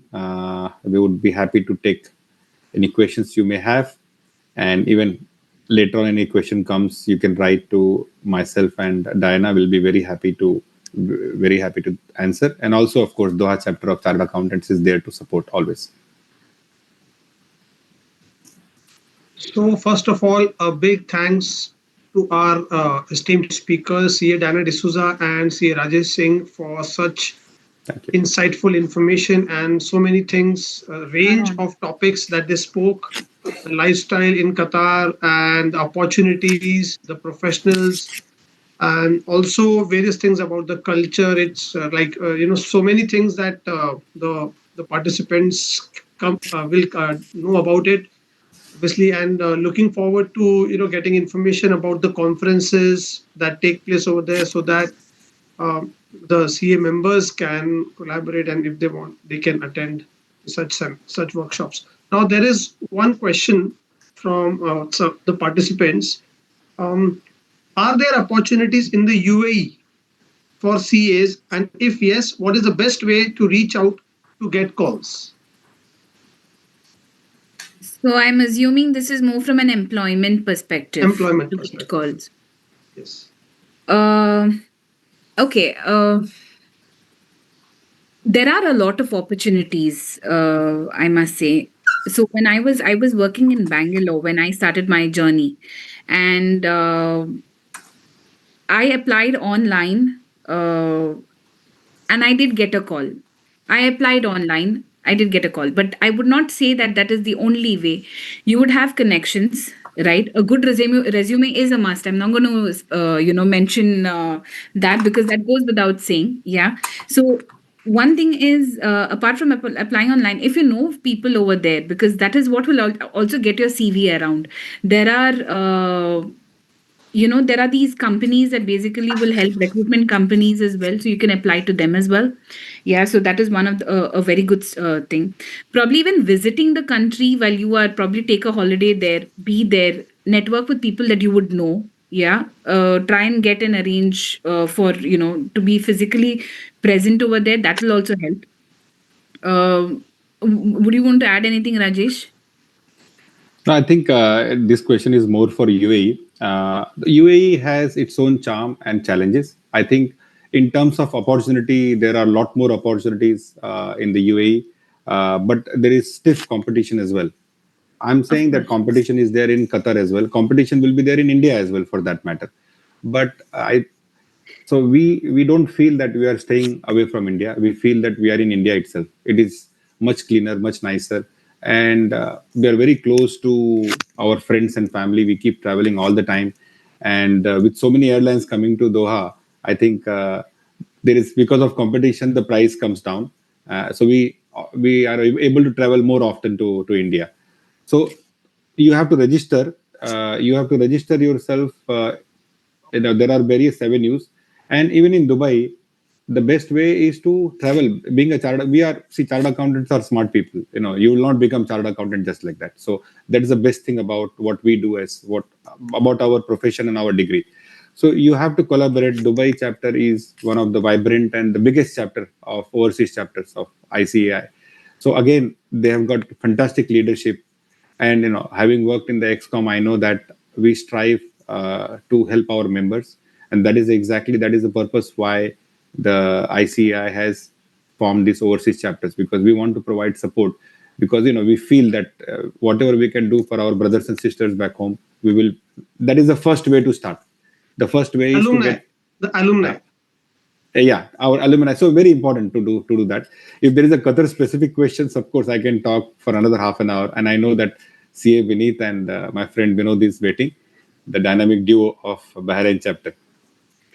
Just to add on, Yeah, I know. See, there is the chapter in Dubai is also very very helpful, and I know that the people from that chapter as well actually have a WhatsApp group where they post jobs, and and it's open to all. It is not necessarily that you need to be a part of the yeah, you don't. thing. So you can actually be a part of those WhatsApp groups as well, and you can apply for those jobs. And there are some of these jobs where they specifically say, like, they'll give their phone numbers as well, so you can actually even contact them in this thing. So apart from friends and family, you can try with these routes as well. Yes. There's another question. In fact, there are a couple of more questions. So, next question is, what are the networking channels available to source work in internal audit, and how to get connects for practice? I mean, these are two separate questions. So I will answer the practice part because I'm practicing chartered accountant in Doha. So as Ranjit sir has already mentioned that you other than audit you can do advisory work in Doha. You can set up your office in Qatar Financial Center or MOCI. There are steps involved, uh, but they are not very difficult for an Indian chartered accountant. So you have an option of setting up in Qatar, and of course, you need to develop your networking skills. You need to meet people to make sure that you start getting some clients. So sometimes I know I have been in touch with some of the chartered accountants who are based in India. They already have a client. They've got an Indian client in India who has got office in Qatar. So that brings them to Qatar. So that is the best opportunity for somebody like them. They can explore more, uh, get in touch with the chapter and look at the opportunity because they already having some income from this country. Then they can certainly look option for establishing in Qatar Financial Center or MOCI, and then develop it from there. And it is growing. Like there has been little bit of recession after the football World Cup, but that was expected because lots have been done before the World Cup. There has been euphoria for 5 6 years before the World Cup, Yeah, so we all expected that things will slow down slightly. Now it has started picking up again. End of the day उनके पास पैसे हैं, so they will spend. absolutely. कहीं ना कहीं तो उनको खर्च करना ही है. So Right. obviously they are not short of money, and we are money people. We take care of finances, whether it is individual companies funding, and वहाँ पे भी कौन बंदे बैठे हैं? There are Indians only. I know that there are some all the key positions even in big organization, whether it is Qatar Insurance Company, Qatar Investment Authority, some big banks, oil and gas industry. The only fuel supplier, Wukud, the CFO is Indian chartered accountant. So we are very proud. We are widely spread and representing ICAI. And the other part was आपने एक practice का बोला, दूसरा कौन सा था? So basically, Yeah. getting job Internal. opportunities when it comes Right. to internal audit. Yeah, See, Doha chapter has this Sahayata, right, Rajesh? Where सहायता, yeah, सहायता, yeah. So basically, I keep receiving emails of CVs of people who are looking for opportunities in Doha. So apart from what I already mentioned earlier, when it came to jobs in UAE, I think it's a similar thing when it comes to Doha as well. So apart from applying online, it's important and the thing. So you need to take care of like the CA, the visa issues and stuff like that, because then that's also something that needs to be considered. But Sahayata is also another way where you can get your CVs floated. I have personally picked up CVs from that, yeah, and I Yeah. have used that CV as well. Okay. Now, the next questions I've also posted on the chat. Can Indians buy own property in the Qatar, UAE? Yes, I think UAE is well known for that. People minted money and made a lot of money in the beginning, and of course there was a recession, there was price fall, and now things are going really expensive, especially in the UAE, more so because of interest. Everybody wants Indian nationality have the highest number of properties in the UAE. I think 24 to 25% properties are purchased by Indians. And also many Indians, they want to have this NRI status. तो वो अंदर Mm. की बात है, फिर भी बोल रहा हूँ. But those who have money in India, they in order to have this NRI status, they buy property in the UAE. They can stay for a longer period so that they become non-resident Indians, and they get this golden visa if the value of the property is more than 2 million. 2 million is like 5 crores. अभी बॉम्बे में आज के दिन में आपको 5 करोड़ में कुछ नहीं मिलेगा. So UAE is giving you that option. If you buy a property which is valued over 2 million riyal, you will get golden visa. Golden visa means Mm. आपको 10 साल का वीजा मिल जाएगा. So it is very popular in the UAE. Of course, you can buy a property in Qatar as well. There is an area known as Pearl Qatar, which was, I think all the countries followed UAE's footsteps. So I'm aware because I mean, so I have investments in that area as well, so I am aware about the regulations. And you can own property in Qatar. Initially, it was leasehold. Now it is freehold, and it gives you visa for life, but you can't work on that visa. Mm. That is the difference. You are not allowed to work on that visa. It's more of an But investment visa. investment visa. So basically, somebody who has money who wants to retire in this part of the world, they can do so. Uh, and top three areas for CA practitioners in Qatar. Yeah, I think Diana can talk more. I'll just add my perspective. You can't do audit directly because you have to have affiliation. You have to pass local examination, which I cleared recently, and I'm trying to get audit license as we speak. But uh, top three I think areas like things like, CFO services, right? Because not everybody wants in-house CFO. So, and even this internal putting internal controls and having all of that in place for companies, because if you see, most of the companies over here are family run businesses, and before it's to go with the boss just approving something and stuff. Now they've expanded and they've grown. They want to have all these policies and procedures in place, and they would definitely need help around that. So that's another area one could venture out to. VAT will come into Qatar soon, so that will also they will also require help apart from the corporate income tax. And I think things like financial modeling and valuation and advisory as such, business advisory, does have a scope here. uh, Accounting, I would say, the scope is there, but then I think there are a lot many of places as competition. well. Yeah. Yeah. Yeah, and then there are other nationalities like Egyptians are there, there are Filipinos, Sri Lankans, etc. Exactly. Pakistanis are here in Qatar as well. But when it comes to niche like business valuation, feasibility study, Correct. there is lot of feasibility study. Like there are Indian businessmen who wants to have manufacturing facility in Qatar because it is highly subsidized. There is no income tax, there is no corporate tax on such companies for 20 years. If they want to have a manufacturing unit in Qatar. I met in my office many chartered accountants who come from India. It's always good to see कोई भी बड़ा पैसा लेके आता है India से वो उसके साथ कोई सीए होता है. It is always good to see that because they want to make sure that everything is covered, compliance is taken care of. So that is also one avenue where if say one of your client has a manufacturing unit and who is supplying to Europe or USA, it can be a good hub because there is a lot of land available. Even though Qatar is a small country, like I'm involved in one manufacturing unit where there is plenty of support available. There is no corporate tax, which is already low at 10%. This is not much. So you could consider.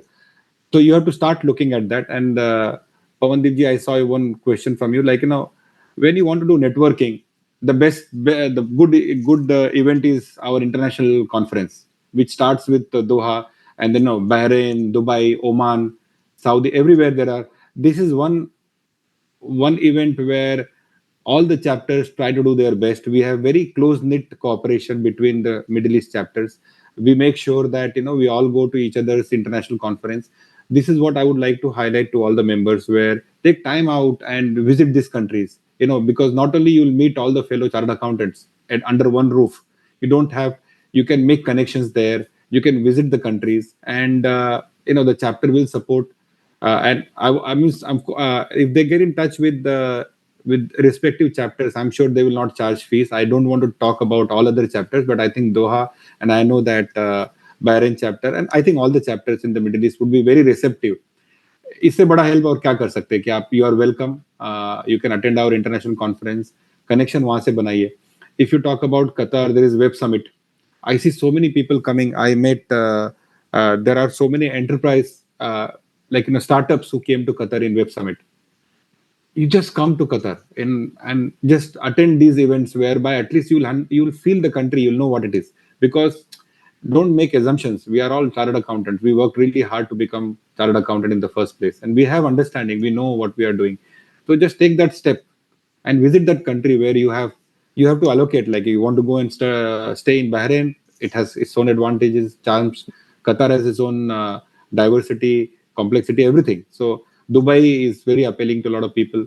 Many people were not aware about Qatar until the FIFA World Cup took place. तो हमको Yeah. बोलना पड़ता था कि हम Dubai के बगल में रहते हैं. So Yeah, now we're people very know. close to very close to Dubai. That's how I would say it. And I just want to Uh, answer this question on work visa in Qatar and UAE. See, it really depends upon how easy or is it difficult. It's the kind of company that you would work with. Just to give you all a background, every company rather has something called a quota. So many Indian visa, so many Pakistani visa, so many this nationality, that nationality, and our population is high, right? In general, so yes, the chances of you having this visa is all dependent upon whether the company is ready to sponsor you or not. So it's a very open-ended question. It's very difficult to answer, and whether how easy or difficult, it really depends upon the company. Now, like for example, my company, I did not face any sponsorship issues, but there could be another company where the Indian quota is full. So there could be some issues around it. It depends upon how much that company is ready to help you out. yeah. Normally you do get, they know Yeah. that you will get. There could be some hurdle, but normally as soon as you start the company, you get 10 visas to begin with, and the number of visas quotas keep increasing as and when you get the big projects, because they know that you need a workforce and personnel to carry out those projects. So when you're starting your company, that's one. But even for you to work, you will require the work visa. So that would Correct. depend upon your employer. Yeah. All right. So I again once again thank CA Rajesh Singh and CA Daniel D'Souza for such Thank you. a lovely session, and also the answering of the questions raised by the participants. Now, let us now move on to the next session, that is the session number 12, strengthening bonds, cultivating in the ever changing Middle East. The speakers are CA Vineet Maru, Chairperson ICAI Bahrain Chapter, and CA Vinod Rathi, Secretary ICAI Bahrain Chapter. Let me give you a brief idea about the profiles of CA Vinod Rathi, sir. He is a finance and investment professional with over 14 years of experience in investment administration, operations, and accounting across mutual funds, private equity, hedge funds, real estate, and alternative investments. Over his career, he has worked with some of the leading institutions in Bahrain and India, including Narmo Capital, SICO Bank, Investcorp, Pinebridge Investments, Keypoint Consulting, SSC Globe Financial Services, one of the India's largest hedge fund administrators. His professional journey reflects a deep expertise in fund operations, governance, and cross-border financial management. Vinod holds a bachelor's honors degree in commerce and is an associate member of both ICAI and ICMAI. He has also completed the executive program of the Institute of Company Secretary and level 1 of CFA USA. An active ICAI member since 2011 and part of ICAI Bahrain chapter since 2014, Vinod has served the chapter in multidisciplinary roles. Most recently as secretary and currently as vice chairperson, he has been an integral part of several subcommittees and was recognized as ICAI Bahrain chapter's brand ambassador in 21 for his CSR initiatives and efforts in raising awareness among members. CA Vineet Maru. He is a seasoned CA with over a decade of experience in banking and finance. He currently serves as head of credit risk at Bahrain Credit BCFC Group, where he oversees credit portfolio performance, IFRS 9 modeling, and risk management frameworks across retail and corporate products. He is the chairperson of ICAI Bahrain chapter in 2025-26. He served in multiple executive committee roles within ICAI Bahrain. His areas of expertise are credit risk, liquidity, capital adequacy risk, risk analytics, banking systems, and MIS reporting. Over to you, CA Vineet and CA Vinod. Thank you, Pawandeep for the warm introduction. Thank you, Pavandi, for the Sorry, CA Vinod Rathi, I just stand myself corrected, is current Vice Chairperson of ICAI Bahrain chapter and not Secretary. Sorry. Thank you. Correct. Thank you. Thanks for this opportunity. At the outset, we would like to express our sincere appreciation to ICAI Global Week. It's a visionary initiative, and that truly reflects the global strength of our profession. Heartfelt gratitude to President Sir, CS Nandaji, and entire ICAI leadership for creating such meaningful platform. A special acknowledgement to convener C. Abhij Hajirji, co-convener C. Sanjeev Kumar Sanghi for this effort to bringing us all together. We are honored to be here today and grateful for this opportunity. I will also like to thank CA Rajesh ji and CA Divya. They are members from Qatar, but very close to them. Thank you for them also. I think they actually started this discussion on a very right note. So very thankful to you. We have the presentation. The presentation is visible to all, correct? Yes, it's visible. Correct. Yes, sir. Please. So I think, thank you, Pawandeep. I think you have already introduced us. Currently, I'm the chairperson of ICAI Bahrain chapter. I head the credit risk for Bahrain Credit. Bahrain Credit is one of the biggest lender in Bahrain, and I've been here for last decade. Previously, I worked with a few other companies, including InvestCorp, GFH, and other investment banks in the region. Similarly, I think CA Vinod, if you want to add on your introduction, and then we'll go ahead. Thank you, Vineet. So good afternoon, everyone. It is my privilege to be here today for ICAI Global Week. I would like to thank ICAI leadership for this initiative. As it's already given the big introduction, like I'm a CA Vinod Rathi, Vice Chairperson of ICAI Bahrain chapter, currently working with Namo Capital as a head of operation, where I closely work on fund administration and investment operations. I have been part of Bahrain's finance ecosystem for over a decade now. And what keeps me inspired is how this small island create a big opportunities. So not just for business, but for a professional like us who brings passion, integrity, and Indian expertise to the global platform.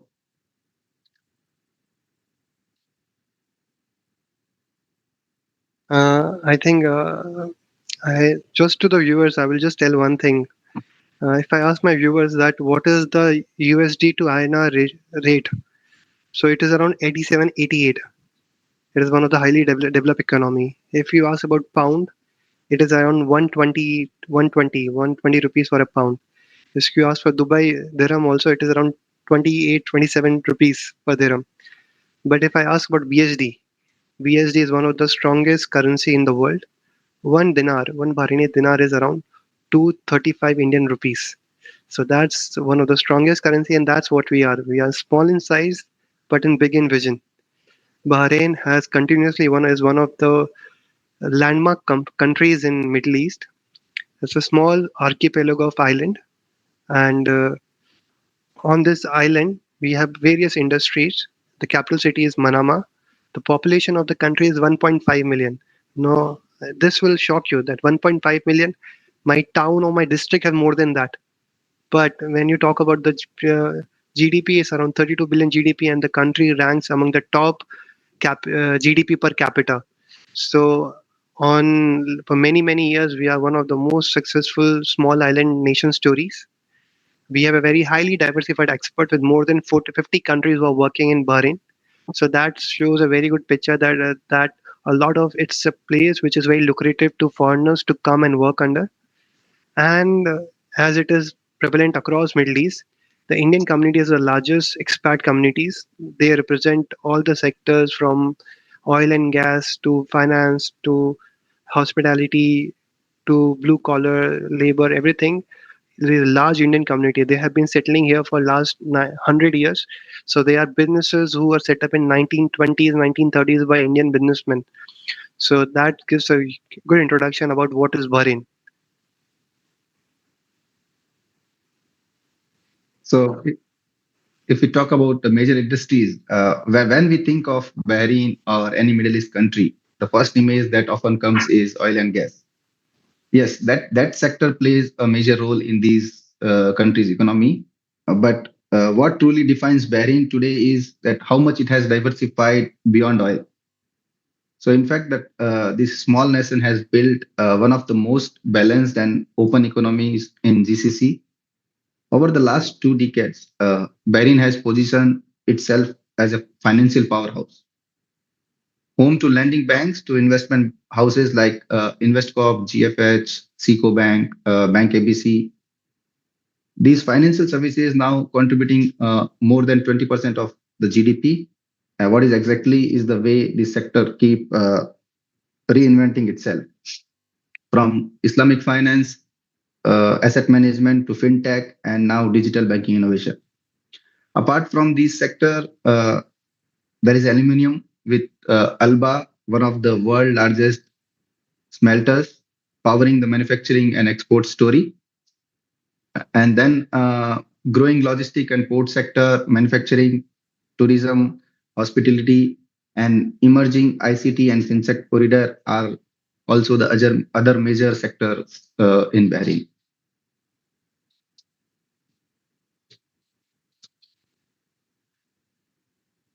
Vinith, you're on mute. When as a foreigners we are looking for a country which we want to move into or migrate to, one of the important point is that what are the major reforms that are happening over there. If the country has remained stagnant over the year, then uh, it is not a very country which is very uh, hospitable or something you can go there. But what we have found particularly in Bahrain is the major reform which government is taking, the kingdom is taking. So government had released their major program called Vision 2030 for diversification. As it was says, the country, all the Middle East nation were known for their uh, hydrocarbon wealth, which is like petroleum, crude, LNG. But Bahrain has, from very starting, has known that this is a fuel which will not go for very long. So have diversified. There are multiple plan which includes tourism. They are setting up biggest resort, biggest hotel in the region in Bahrain. They are setting up fintech companies. They are setting up open banking. A lot of diversification is happening at the same time. So a lot of industries are getting up. So it is not concentrated that okay, Middle East nation is only for the people of engineering, people who are working in particular sector. For any sector you take from A to Z, from new restaurants are opening up, new hotels, new furniture companies, manufacturing companies. There is a plant, I think Builder Group has set up their cement plant here. So there are a lot of diversification which is happening. So that's involved a lot of people from multiple industries to come and work in Bahrain. Second is investment and labor reform. Bahrain, for its misnomer, used to be called Singapore of Middle East for many years. It used to be it is the headquarter for American Express and other various global brands. If they want to set up their GCC headquarters, Bahrain is the place to be, and that is because of the very friendly policies they had. If we are talking about labor reform, I will tell you something very interesting. In Bahrain, if you in India, if you hire someone, the government will not support you in the salary or something. But in Bahrain, if you hire a Bahraini, the government, and as per their framework, what they have provided, if you hire a Bahraini, then you will get 100% of that money back in your first year. So I had 10 Bahraini in his first year. That will be my OPEX, and that will be one of the bottleneck. I don't want to invest in a company that I'm coming over there. I hire people, but if you hire and if you do it in the framework, then that particular expense will be reimbursed by the government. That is the Tamkeen Fund. That's a major labor reform. So that gives a very good. It is it a win-win situation where the Indian entrepreneurs get their strong lead in the front of the market, and you get the lever as a sale. Another one is VAT introduced in 2017. This countries were not very huge on taxing their citizens and residents for many years, but they realize this VAT or any other taxes if introduced will make the economy much more robust, much more developed. So VAT was introduced in 2017. Currently, we have a very reasonable 10% VAT on everything. There is no multiple rate that okay if you're buying something else 10 is 18 to 12 to 5 nothing. Single rate 10% VAT across the platform that has made very simple and that has led to a lot of uh, development in the regulatory space. The government has also is able to get a lot of meaningful data because of this VAT, POS, and everything. They get this meaningful data which industry is working well, which industry is not working well. So they reform their policy on that basis. So that is a very major reform which is showing a very good income number also for the government. I think VAT fund a very good amount of the deficit created by the expenses which government want to do. Another point is fintech hub and sandbox. Bahrain has very quickly realized that okay, the only way to succeed in this market is through innovation, and that's why. And one of the innovation is fintech.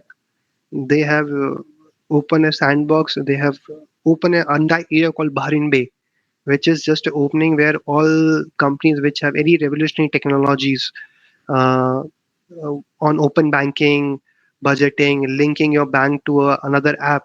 They are trying to create a very good environment of ecosystem, and that has given very good pitch, very good result. There are a lot of companies which have come out of that, and they've also included crypto as a part of this. So what we are seeing over the years is that we have the office of Binance, Coin Mina. Lately, I think Coin DCX has also come to Bahrain, and there is a very reasonable laws regarding digital asset regulation, and they are very stable. It is not that okay one quarter you have this rule and another quarter it changes, then another quarter it changes. When they come with a policy, they come with a very stable policy which stays for a longer term, and is changed only if someone is trying to abuse the law. They don't change it at the whim of it. And as ESG is also very important important uh, regulation which Bahrain has taken. Environment sustainability and governance is very important when we are island nation and global warming is happening. The climate risk is taken very strongly. Now I will tell you that a lot of new chartered accountants who are coming to the island, uh, if you ask them that what is the major industry they are working on, a major segment they are working in, you will find ESG as a very prominent role. A lot of seasoned chartered accountant, new chartered accountant are taking ESG as a practice, and that also has been a very big segment for them. Another point is auditor rotation policy. Yeah. Now, this is a very major reform, particularly when we see as chartered accountant. Uh, Over the years, there was no auditor rotation policy in Bahrain, uh, which is very applicable.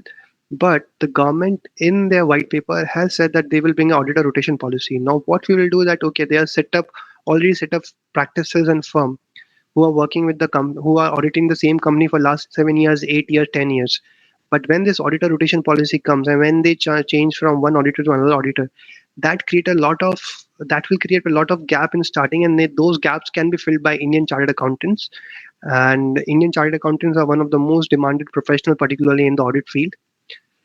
Another next one is corporate tax. The tax is something in which we Indians take a lot of pride on that. Okay, our tax are one of the most uh, complex text across the world, and we chartered accountants have decoded in many times.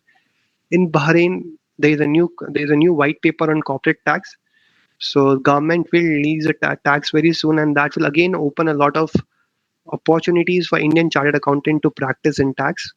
And DMTT is already there. This is minimum tax. So, for example, if there is a global company who has a local presence, under a typical framework, they have to pay taxes in Bahrain. So this is a very lucrative field, and Indian chartered accountant can set up practice and can build up a very good practice. And people who are very good in corporate tax in India or across the world who wants to come to Bahrain, then they can come as a consultant also. They can come as an employee also and try to create a lot of business opportunities in this particular reforms.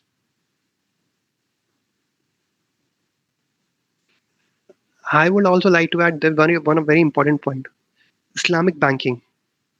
The banking which we have read in chartered accountancy course in India is conventional banking. But in Middle East world, in Muslim world, there is a very prominent way of banking, which is Islamic banking. The terms are different. There are certain methodologies which are different, and they follow the Sharia principle. And it is different, but it has a huge scope. A lot of practicing Muslim, or most of the Muslims, follow this Islamic banking approach globally. And Bahrain, as I said, it was quick one of the pioneers in Islamic banking. They have one of the major regulators, IOFI, which is Islamic Financial Affairs Body Accounting. So they release a lot of standards for Islamic banking. And typically, I've also done my course in Islamic banking. I'm a certified professional in Islamic banking. So what this gives you edge over other chartered accountants or other people, other professional. If you actually did this Islamic banking courses, then you can enter those banks. There are bigger banks like uh, Bahrain Islamic Bank, Gulf Finance House, Kuwait Finance House, a lot of banks which are headquartered in Bahrain. And if you learn Islamic banking, it's a very good practice areas. Major investment house and conventional bank. A lot of North African banks, a lot of investment house, when they want to invest in US, and for the reason Bahrain is so open about a regulation, they have set up their headquarters. So like there's an Invest Corp in which me and I think me and Vinod both worked as one of the major investor in US. It is one of the biggest investor in US. Conventional bank ABC, which is one of the highest AUM banks in the region, are headquartered in Bahrain. And in these banks, if you look at the top professional, the head of leadership, you will find an Indian chartered accountant who will head the finance function or risk function. So this is a very important area. Fintech hub. There are a lot of companies in fintech areas which are coming in Bahrain, including digital asset and crypto. So tokenization, uh, small crypto, both at side fund level, investment side. A lot of companies are coming, and where our chartered accountants, because of our training and having a lateral thinking approach, looking at not only from one lens but finance, economy, taxation lens, can add a lot of value. So looking at this becomes a very lucrative. Bahrain become a very lucrative option for a lot of new chartered accountant or seasoned chartered accountant to look for opportunity as well as uh, place to live in.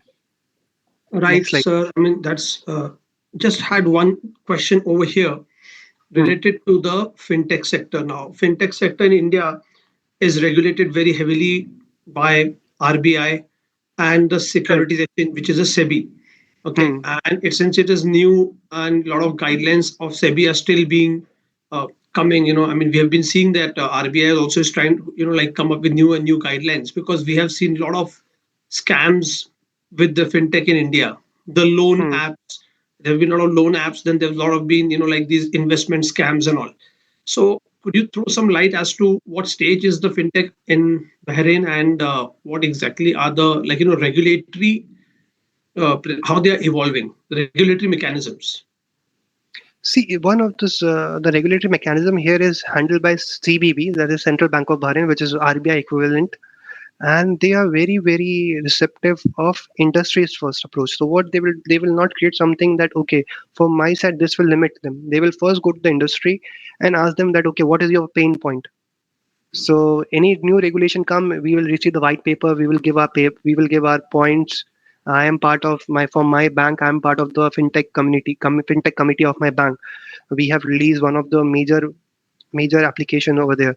So what when we were doing this implementation, we were in very constant communication with the central bankers, and whatever we say, they listen to it. They try to put a reasonable mechanism that okay, it doesn't go beyond a certain limits.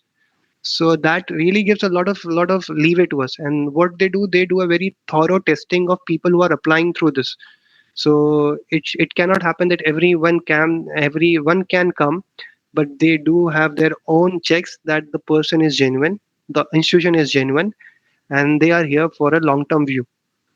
And sometimes you will find bad apples, but in that case also the mechanism is there that those particular rationing happen by within 3 to 6 months. They get filtered out, and public is not involved that heavily. So that really helps. And what was the second part of the question? Yeah, the second part of the question was the regulation which are evolving. Okay, in the Hmm. space of fintech are evolving very rapidly in India because we Correct. have seen their fintechs are divided into different types like one of them is a lending fintech, then there is deposits fintech, then there are Hmm. investment fintechs, and then some are, so there are different types of fintechs. Correct. So Yes. RBI has been at the forefront always, as we have seen. SEBI also has been coming up with a lot of guidelines for capital market related intermediaries who are Hmm. having their fintech platforms. So Correct. over there as well, the CBB, what you mentioned, is the RBI counterpart of the Correct. Bahrain. And Hmm. is there any other for capital market like the SEBI, or is it under Correct. CBB? There's a similar to what there's a SEBI. Similar to what there's SEBI. There's a local regulators who are Bahrain boards who actually work on this principle, but they are not covered under fintech. Fintech is actually managed by Central Bank of Bahrain only, and Hmm. they have a particular committee which work on it. Now, what we find in India is that there are a lot of as it is such a big country, there are a lot of rules to govern and regulate.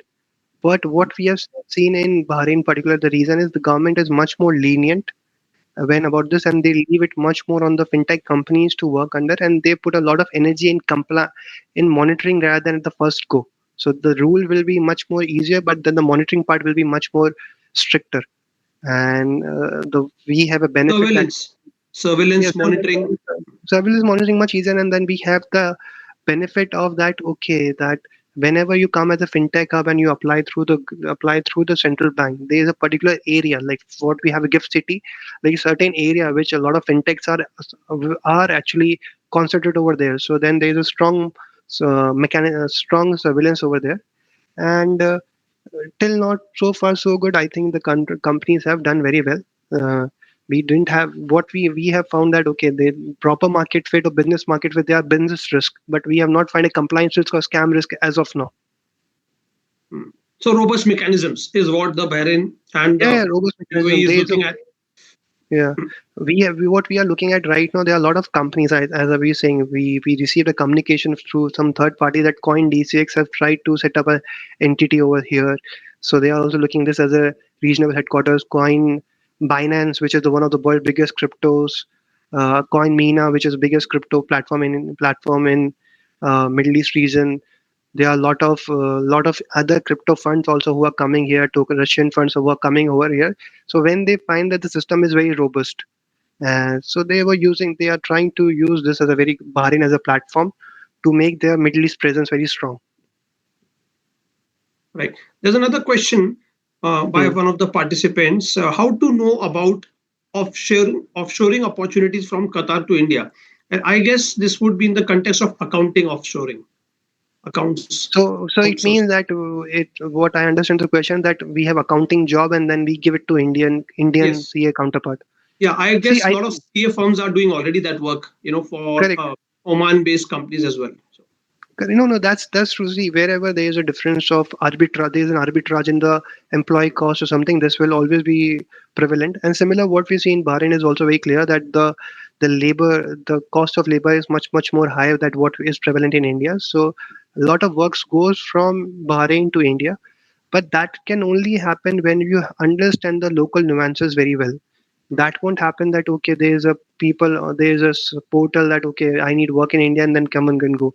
There are certain nuances which you have to understand. What is Bahrain economy about? How does the accounting standard work? What are the other local custom and regulations? Once you get an idea of it, then it is very easy to speak to the client and take that work not to India but across the world. You can take it, and it becomes a very long term opportunity for them to work under. I guess there might be opportunities for networking over there as well, like how the Qatar team mentioned about the different I think conferences organized by the Doha Yes. chapter. So there Correct. might I be. think in the if we yes, I think in our presentation we have added it. So as we goes on, we will actually answer this question. So this will help. Is Sure. that okay, This is the Pavantik common ji? question. Yes, yes. Yeah, yeah. No, no. We in the end we will do the Q&A, and if anything is very pressing, we will do it right now. Vinod ji, can we have the next slide? Yeah. So that's the So slide I think which people are waiting for, the blockbuster. yeah, Right.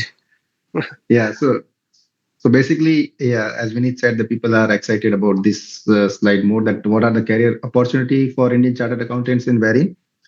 So in Bahrain, all the global audit firms are very well presented, placed in the market, and they have a big presence here. So they offer a lot of opportunity in the sector of audit, internal audit, external audit, then the taxation and the advisory role. Also, Bahrain being a financial hub, there are a lot of investment banks and Islamic and conventional banks present here. So they offer role like of a risk manager, compliance manager, AML related jobs, and the fund administration and operation related job for investment banks. Also in the Middle East, all these countries are having big family groups who run the big businesses here, diversified business. So all these family groups are more, expat friendly. We have seen that a lot of Indian chartered accountants are working with this family group from many years, and they trust a lot Indian chartered accountants. So these groups create a lot of financial role, financial controller, and senior finance leadership role in these groups and SME companies. Recently, as Vineet mentioned in the last slide, that government has providing support through Tamkeen, and if you hire a local Bahraini, they provide first 3 years the salary support. They uh, give that salary back to the employee. So that has comes as a challenge because the government wants to promote their local, and they want people to hire the Bahraini before the expat. But when there are the challenges, there are opportunity also comes. So though the Bahraini, there is a the scope for nationalization, but that creates a new avenue of for Indian professional as a secondment option. So they don't hire directly on the payroll to Indian chartered accountant, but they hire as a consultant on a secondment basis to guide and help the local people in the company. So that start with a contract job of 6 months to 1 year, but generally last for longer.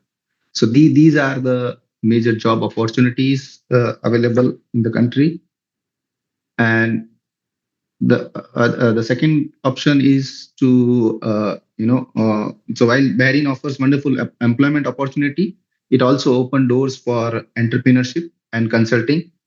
One of the most progressive aspect of doing business in Bahrain is that allowed 100% foreign ownership in most of non-oil sector. So if you want to set up management consulting, tax and financial advisory, Bahrain allows 100% foreign ownership, which gives a comfort for people coming from India. They can set up their own company. So when in 2017 Bahrain started the VAT, so we have seen a lot of Indian companies have opened up their office and did a good establish a good practice in terms of the indirect taxes here in Bahrain.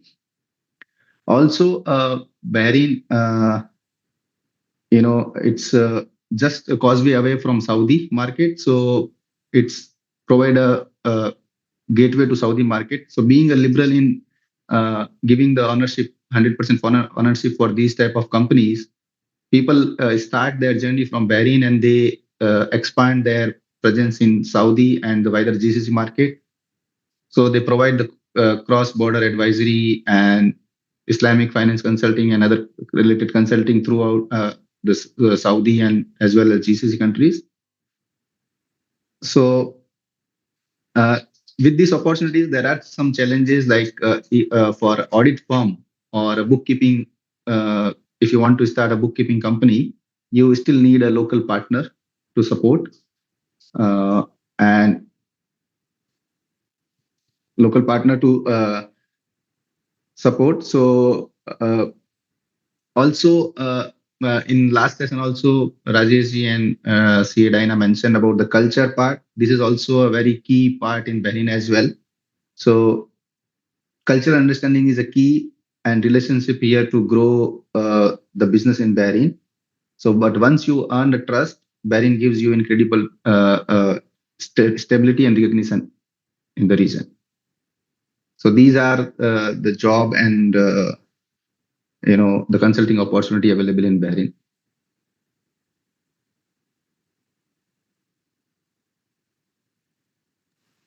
I think the last point in the last slide, if we can go ahead, Vinodji, again, that's a very important slide which I want to say. Cultural relationship building take time. So when we are talking about that, how does this opportunities will come to Indian professionals? This is a very important thing. See, a lot of every culture has their own specific characteristics. What we feel of Arab world is that they are very big on relationship. They are not very transactional in nature. For example, if I am doing the job for last 5 years at 10 dinars per hour or $10 per hour, and tomorrow someone goes and say that I can do it at $8 per hour, they will not change. They are very very relationship based, and they don't change their vendor so easily. So that will take time. So the best way to do is to create that kind of trust atmosphere, build that rapport with that particular client, and then it will be a long term success for everyone. Any point is gateway to Saudi market. Saudi is one of the biggest economy, not in just in GCC but across the world. And the major important point of Saudi is their oil, and the company which does it, Aramco headquarters are here just 50 minutes away from where I'm sitting right now. A lot of chartered accountant professionals are working in that segment as auditor, as tax professional, as finance professional, who are traveling from Bahrain to Saudi on a daily basis. There are companies who are providing services to them or contractors of Aramco directly. So that's create a very huge business opportunity and job opportunities. Next slide, yes. Next slide.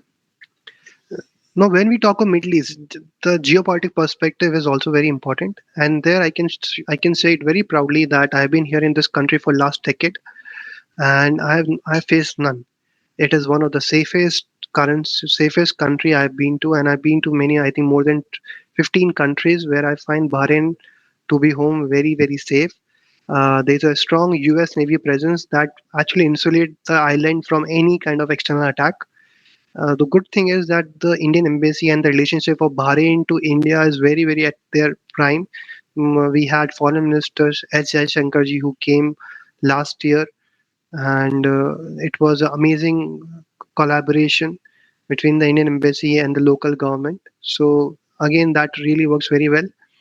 And another point is Bahraini population. Bahrainis are one of the most sweet, uh, cultured and mannered people. So dealing with them is a true delight. So that's really work across the world. What we are seeing is that a lot of growing resentment towards Indian is very very pertinent. When you open Twitter or media and everything, you can see a strong uh, any places. I think so. Those negative words get echoed very strongly. But what we have felt in Bahrain is opposite of it. The local population respect us, treat us as equal, and that really gives you a very strong self-respect that really works in long term. So we very very make it very attractive place. Next one.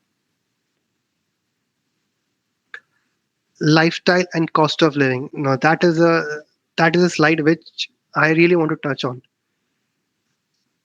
Yours, you can get the best of the opportunity, but if your lifestyle is very difficult, if you are not managed to cost of live, then that particular country becomes unreasonable to you. So you can get a lot of opportunities. That's where Bahrain really hits out of the park. There is zero income tax. Whatever I earn, if I earn $100, everything goes to my pocket. There is nothing which I have to pay on income tax. There is definitely VAT, that is expense based tax, but then on income, 100% you receive. So that really makes your life very very easy, manageable. The housing and schooling. If I can tell you, I personal that the housing, the rent which I was paying 5 years back or 3 years back, today also I'm paying the same rental. This actually because there's a very controlled inflation in the economy that really makes planning your future very easy. So that okay, if today you are saving something and you feel that after 5 years everything becomes so costly, so then you are always in a mental stress. That in that place, Bahrain keeps you very very relaxed. That I know that the housing grows at this level only, so you can manage your future, and that you can be have a very anxious free, you can live in present. So your housing is very easy, affordable, schooling is very affordable, healthcare is very nice. There are a lot of operation, there are a lot of Indian chains which have come, which has opened very strong institution, hospitality institution, medical institution, and One slide back. One slide back. Yeah. So, and the last point is excellent work-life balance. I think for excellent work-life balance, Vinod is the right guy to actually talk more on this. Yeah, thank you, Vinny. So, Can we have Mr. Vinay Maheshwari to we have the unmute the mic that the different distances? Yeah. Go ahead. Thank you, Vinay. yeah, so in Bahrain, what Bahrain really offers is, the best of both the worlds. It has a modern and efficient, and yet it gives a small community warmth. So basically, it's giving the facility and infrastructure of tier one city and the lifestyle and cost of living for tier two city. So it's offer a perfect blend of this.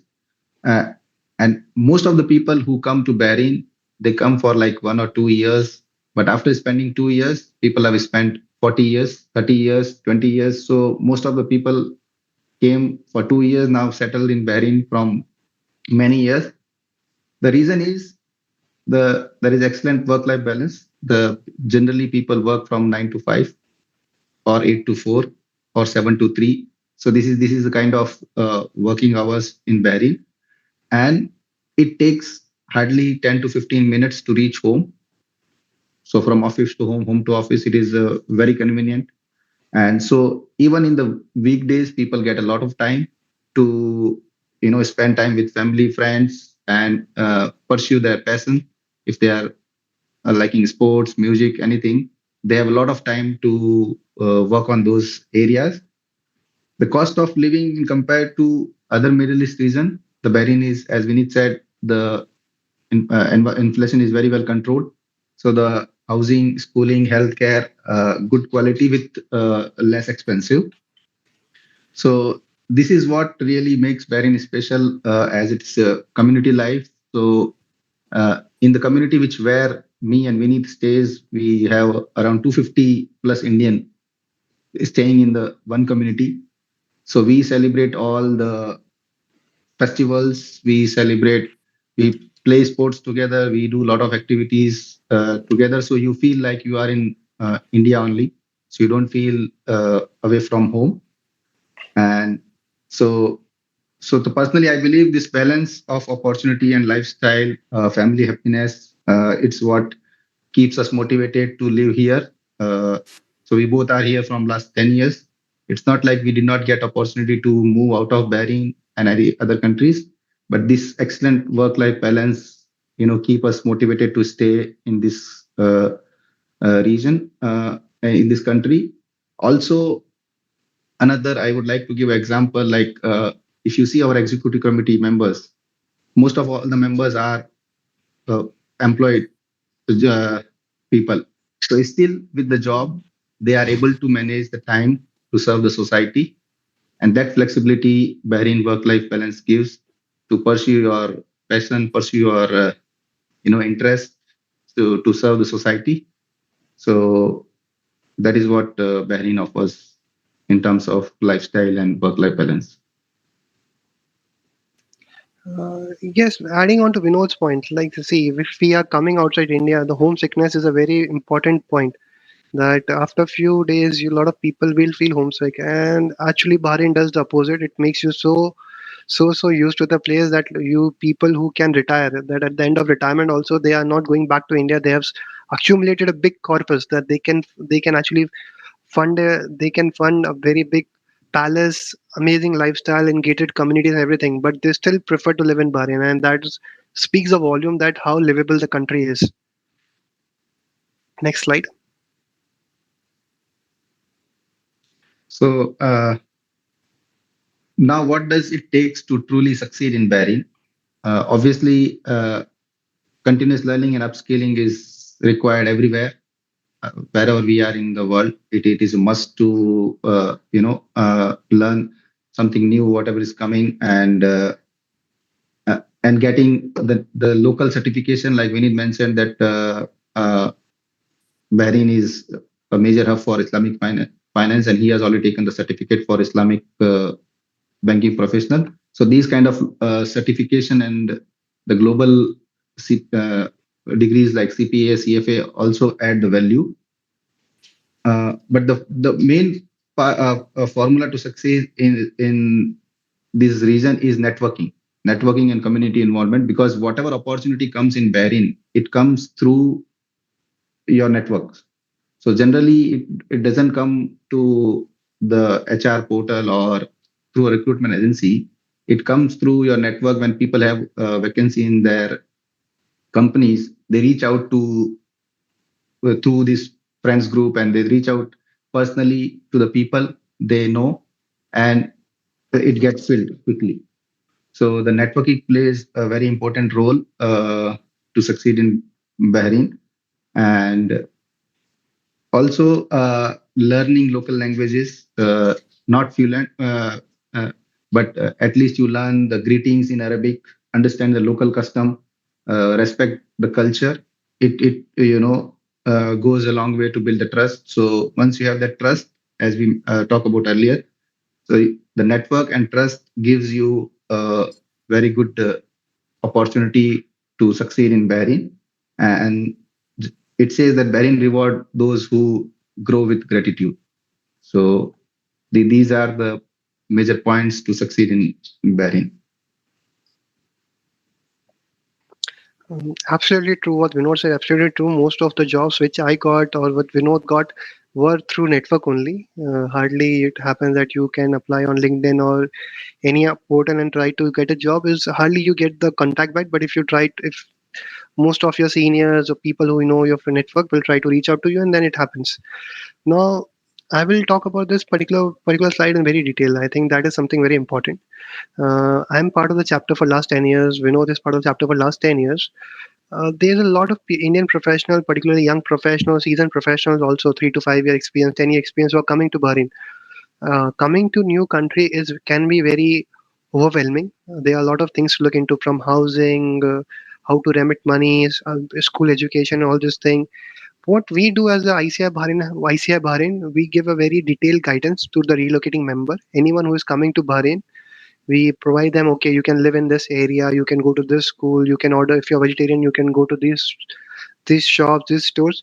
So these all things we really, as ICI Bahrain, we try to help on one-to-one basis. We have an FAQ also which we share to the new members. Similarly, we do it for the new consulting firm also. If a new consulting firm is coming to Bahrain and if they want to have uh, a segment, us what is a specific piece of information, then we can definitely provide. Generic information is something we try to provide, but that we most of us, we are, if you ask a specific information that you need a chartered accountant who is working in this field at this level, we can definitely connect with you. That is something which ICI Bahrain can help.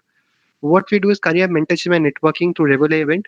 The ICI Bahrain chapter is one of the active chapters in the region. Across our 6 chapters, and majority of chapters in GCC are very active. And what we do a lot of events where members can come across and attend, and then they can reach out to our members. Cross chapter collaboration opportunities, this is something very important, particularly all the chapters from north to Kuwait, Saudi, from Saudi to Jeddah, Riyadh, Khobar, us in Bahrain, Qatar, Doha chapter, Abu Dhabi chapter, Dubai chapter, Muscat chapters all do a lot of cross chapter collaboration.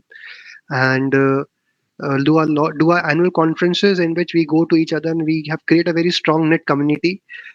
When we are talking about it, there is something which I want to actually announce it for the first time, that we have become such so close that we are doing something called as GCC Cricket Cup, where we will have 15 chartered accountants from these 6 chapters. For first time, we are doing something so big, where what we are doing, we are having 15 chartered accountants from Dubai, from Muscat, from Doha, from Kuwait, from us coming to Bahrain. We will have 90 to 100 chartered accountants who will be coming here. We will have 2-day camp, and we will have a GCC Cricket Cup for all the CAs. So this gives such a humongous, huge opportunity where we will reach out to all of each. This can help in many ways. Create a very strong network. Trying to with such, okay, if someone is looking for hiring, someone is looking to both ways. You are looking for a resource or you want to get hired. You're looking forward. work or you have opportunity, we give that particular collaboration, we make the network so strong. So that is a cross chapter collaboration opportunity. We are doing this GCC Cricket Cup in February, 13 14 February, and our biggest annual conference. This is something which I and Vinod both strongly feel that from India, we end up getting a lot. We are part of the executive. We are part of the executive committee and not executive committee. We are very well connected individual that way. We receive a lot of messages from our Indian members, fellow members, that okay, they want to come into Bahrain, they want to set up their practice, or they want to get a job. I mentioned them. I think Rajesh ji mentioned in the previous one. The best way is that from India, what we are looking at very from a very limited lens. But if you can come and visit us, and particularly in an annual conference, if you come, then you will get that particular visibility very soon. We will meet to 350 chartered accountants at one place, and then you can be very targeted. That will help you in building a worldview. Uh, you may get a job, you may get that work, but what you will get is a worldview that will be very helpful for them in a long term. Our annual conference is on 21-22 November in Gulf Hotel Manama. So this annual conference. We are looking. Anyone wants to come? We have already mentioned, if you come as a goodwill from our side, it is free complimentary pass for the event. We typically charge around $100, but for anyone who is coming from India for this, for that particular initiative, that who is coming from India for learning here, that $100 is complimentary from us. We will not charge.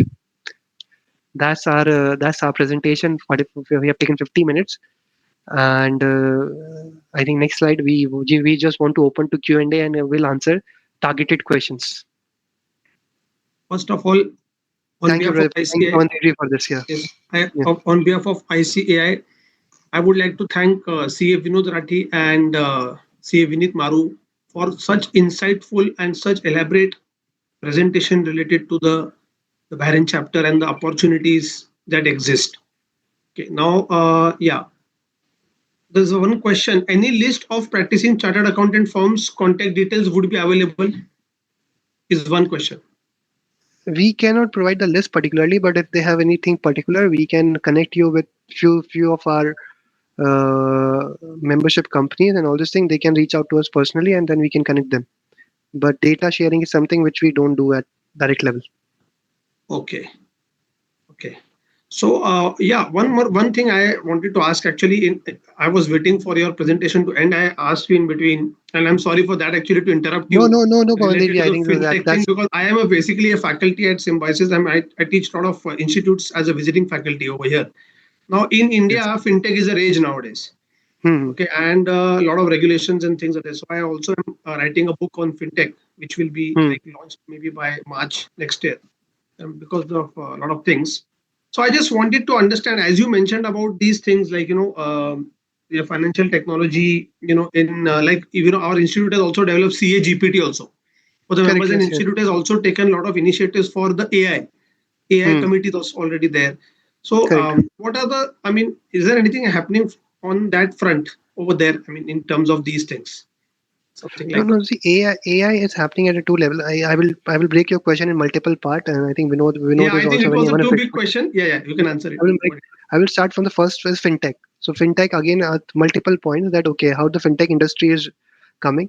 The first layer of fintech is that the established banks are trying to operate their mobile app branching, and that they're also calling as fintech.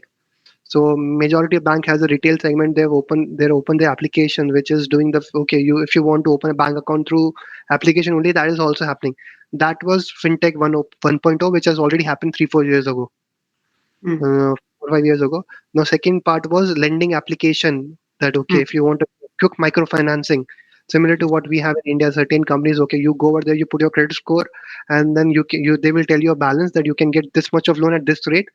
That was yes. second fintech operation. That was already that has also happened here. There are a lot of banks, a lot of companies, Saudi-based companies or global companies which are coming here, and they have opened this second layer, that okay, fintech 2.0, where you can go and you can get the lending very fast. Now they are opening third layer, which is a very interesting layer, which is they are connecting a lot of applications in the first version, the lending app and banking app. They're opening there, so credit scoring will happen through an AI platform. So you will get, your rejection will be very highly specialized. You will not, because you can be a good client. So, but your previous mapping would have given you a bad client because of a very what will say non-structured mechanism. But now because of AI, it can read a lot of information, can give you a better score. So you can get, this is the third level of AI, which is a smart AI. So it will understand then your expenses. Okay, where are you spending your money? It will get read, okay, this month my card is already get connected to the merchant. So if I use a card, these are the merchants. Now I can realize that, okay, if I'm spending like $100 per month, then it will tell me, okay, I'm spending $30 on this particular merchant or in this category, this. So this become very smart. Then what it will do, it will tell me how you can do budgeting better. This is another level of fintech.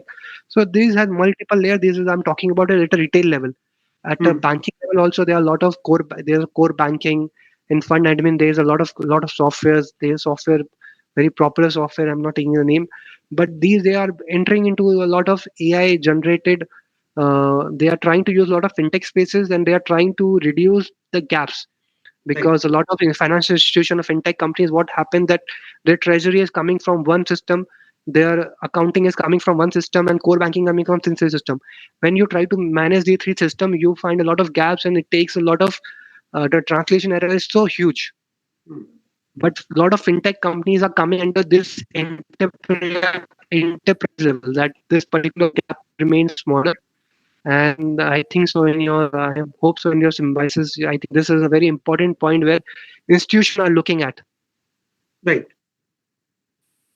I mean, that is, yeah, that is That's the well. one level regarding Yeah, yeah, AI. that is I think good answer. I mean, that's a quite elaborate answer. on But the AI level, I will take just 1 minute. I think know that no, I yeah, the AI got it. Yeah. you can continue. Go ahead, Pavanji. Pavanji, go ahead. No problem.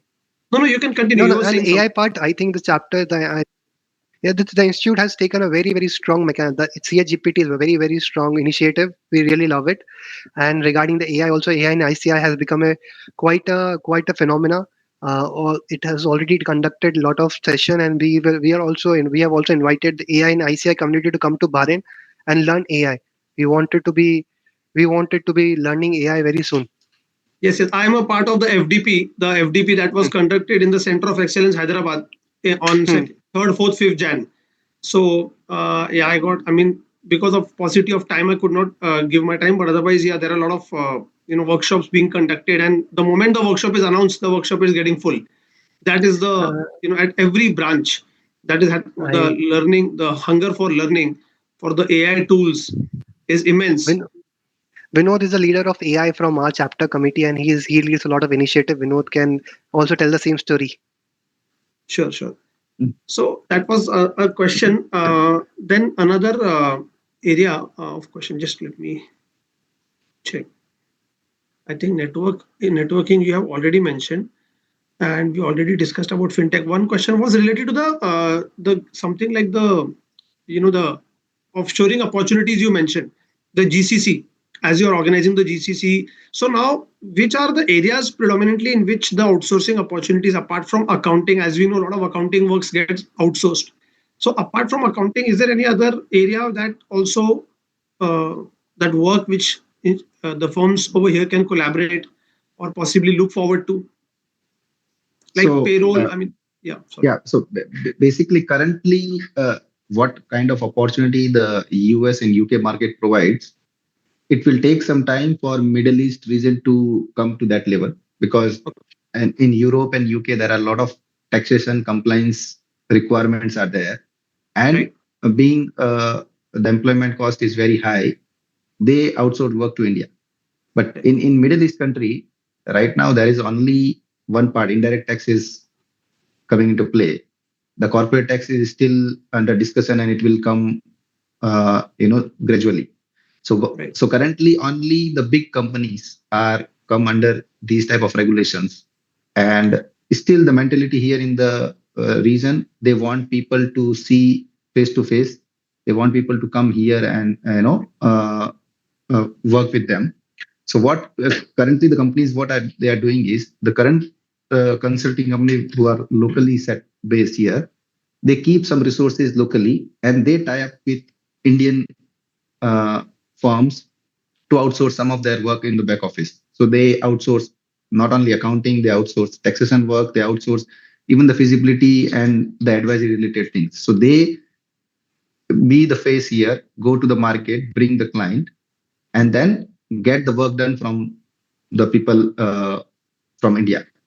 But in the way the taxation is coming in this region, I feel in next couple of years, the outsourcing opportunity will be used in from this region as well, because when the tax will be applicable to the SME level and the small, because currently in UK all the small shop like a cold store or supermarket or barber or any uh, small companies has to file the tax return, has to file these things. So that outsourcing is going to come from Middle East, but it will take time. So this is the right time for people who, if somebody is really interested in setting up the consulting in Middle East, this is the right time to come and establish themselves, start with whatever indirect tax and other opportunities are available, slowly understand the market, and it will create a lot of opportunity in the futures in the coming years.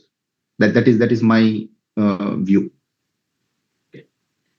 So, on behalf of the ICA, I, CA Pavandip Duggal, wish to thank the speakers, CA Vinod Rathi and CA Vinit Maru, for sharing such elaborate details and also enlightening the participants with their rich gamut of knowledge. Thank you. Thanks And for this thank you for the opportunity. I think opportunity. we are very grateful. It is all for the profession. Thank you. And yes, I now will look for wish to take this session forward. And as the next speaker has not joined, one last question. Uh, Vinit sir, I mean, are you there? One last Yeah, question yeah, for yeah. yeah. Yeah, go ahead. Education and training. Okay, over Hmm. there for the new startup, because these startups are, like what is happening in India. We have seen a lot of startups which are losing steam. Initially, they Hmm. come up with excellent ideas. Then we have seen the largest unicorn startup in India is a failure, which is Byju's. Hmm. Okay, and the like many of them are falling like pack of cards. Very few like Zomato and all are able to survive. So, how is the startup ecosystem, and what are the learnings in from your Middle East? See, there are two, three ways to look at it. I think the startups in India are solving other problems. Startups here are solving other problems. The Okay, startups in India are solving a problem which is like distance and time. That right, the person who is provide the person who the source of information is in Bangalore. The person who wants to receive the information is in, for example, in Delhi or like in other part of North India. So for this particular logistics startup or these startup solve the problem. In Bahrain, I can reach the top to bottom in 45 minutes. So right, we don't have those kind of issues. The startups which we are finding are majorly catering, looking at Bahrain as beta market. What they are trying to, for example, there's a very big banking company.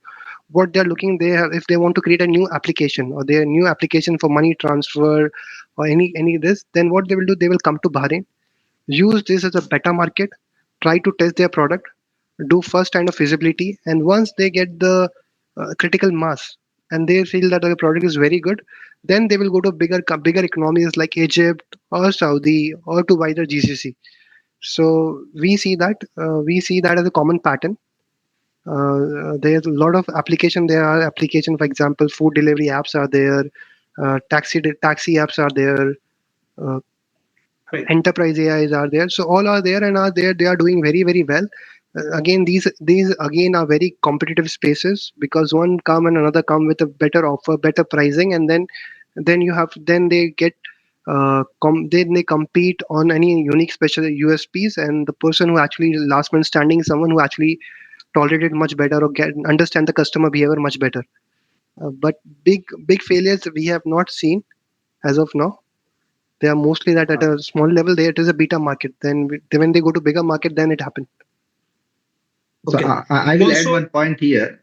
The Bahrain Central Market of the Central Bank of Bahrain, the CBB, is a pioneer in region to provide, encourage the innovation. So we here in Bahrain, the CBB is giving a safe environment with less regulation, and although keeping a tight monitoring on the AML and compliance, but it gives a a safe platform for the people to come and test the product. As Vineet said, it is a beta market. So Bahrain is very less regulated or liberal place for the startup to come, test the new ideas, innovate, and then go to the wider market. So this is for this quality. Bahrain is like famous for, and to you know a good place for a startup to come and set up their uh, ideas and innovations. Okay, just related question with this: the learning support, training support, education support in terms of the institutions or universities, are they tying up? I mean, is there some kind of a support also available in these areas? Yeah, in Bahrain there is a institute called BIBF that is providing all kind of education support, and we talked about Tamkeen. Tamkeen is uh, the government body which provide not only in terms of supporting the salaries for Bahrainis, they also provide the support on terms of education. So the companies which registered with Tamkeen, they can get a support in terms of their employees wants to expand their knowledge. So BIBF is the major institute. They have a lot of courses on diversified topics. So they do conduct this trainings program for all the companies, and these companies get support from Tamki. Well, thank you so much again, once again, for sharing the additional and the answers to the additional questions as well. Now, let us take this session forward. And now I would like to introduce CA Anand Prakash Jangir, who is a recognized leader at the forefront of applying AI, machine learning, and data science to revolutionize the finance, audit, and risk management. As a CA and CISA, CA Anand's expertise is evident in his roles as managing partner at AJA and chief change agent at AJA In these capacities, he spearheads innovation across India, North America, and Japan. With a distinguished career that includes global experience at Goldman Sachs and Infosys, Anand has a proven track record of leading significant digital risk, AML, and regulatory transformation projects. He talks about his talks offer practical playbooks on leveraging AI for critical functions such as fraud detection, predictive analysis for finance, and autonomous risk management. Committed to demystifying complex technology, CA Anand serves as a guest faculty at IIM Bangalore and the National Forensic Science University and many international universities, making advanced tech concepts accessible for finance professionals. He also contributes his expertise to expert panels for RBI, IRDA, ICAI, and ISACA, actively shaping the future of tech driven governance. He consistently inspires finance and audit leaders to transcend traditional compliance and achieve competitive advantage through intelligent automation. Over to you, uh, CA Anand sir. Thank you, Bhavdeep ji. Really nice to have this opportunity. I know this is kind of I work in the field of AI and data analytics, but I am today talking about on the forensic. The reason is we have a kind of connection. The connection is very simple. When I do fraud analytics and all thing, and when we work in this domain, this becomes something very important for all of us to understand and practice in that. So I have 15 minutes. I'll keep it very short, and I would like to keep like maybe 2-3 minutes for question and answer. But what is the introduction we want to give it is like we are very proud of that I was part of the team which came out with the forensic accounting and investigation standard, which we call it FAIS. And there is a connection of technology also, because there are some of the specialized standards which I have worked on, and I'll take you through that. What it tries to do, and this is something which we are very proud of, and as members of the institute, we should all be knowing that this is the first standard globally which has come up, and a lot of other countries have asked us to actually give them rights to use this standard. So our institute is working on that domain also. These are like the minimum standard where you are actually working on a forensic accounting and investigation engagement. And this is meant for users, that is, we who are going to be a forensic accountant and use it in our work, as well as for setting it up an indication of what is the kind of quality of service we have rendered. The regulators and government agencies also appreciate when they know that this has been in line with the FAIS, which is there. And in general, it gives a kind of a, what are the kind of implementation and practical issues which everyone has to look into from a perspective of forensic accounting and investigation.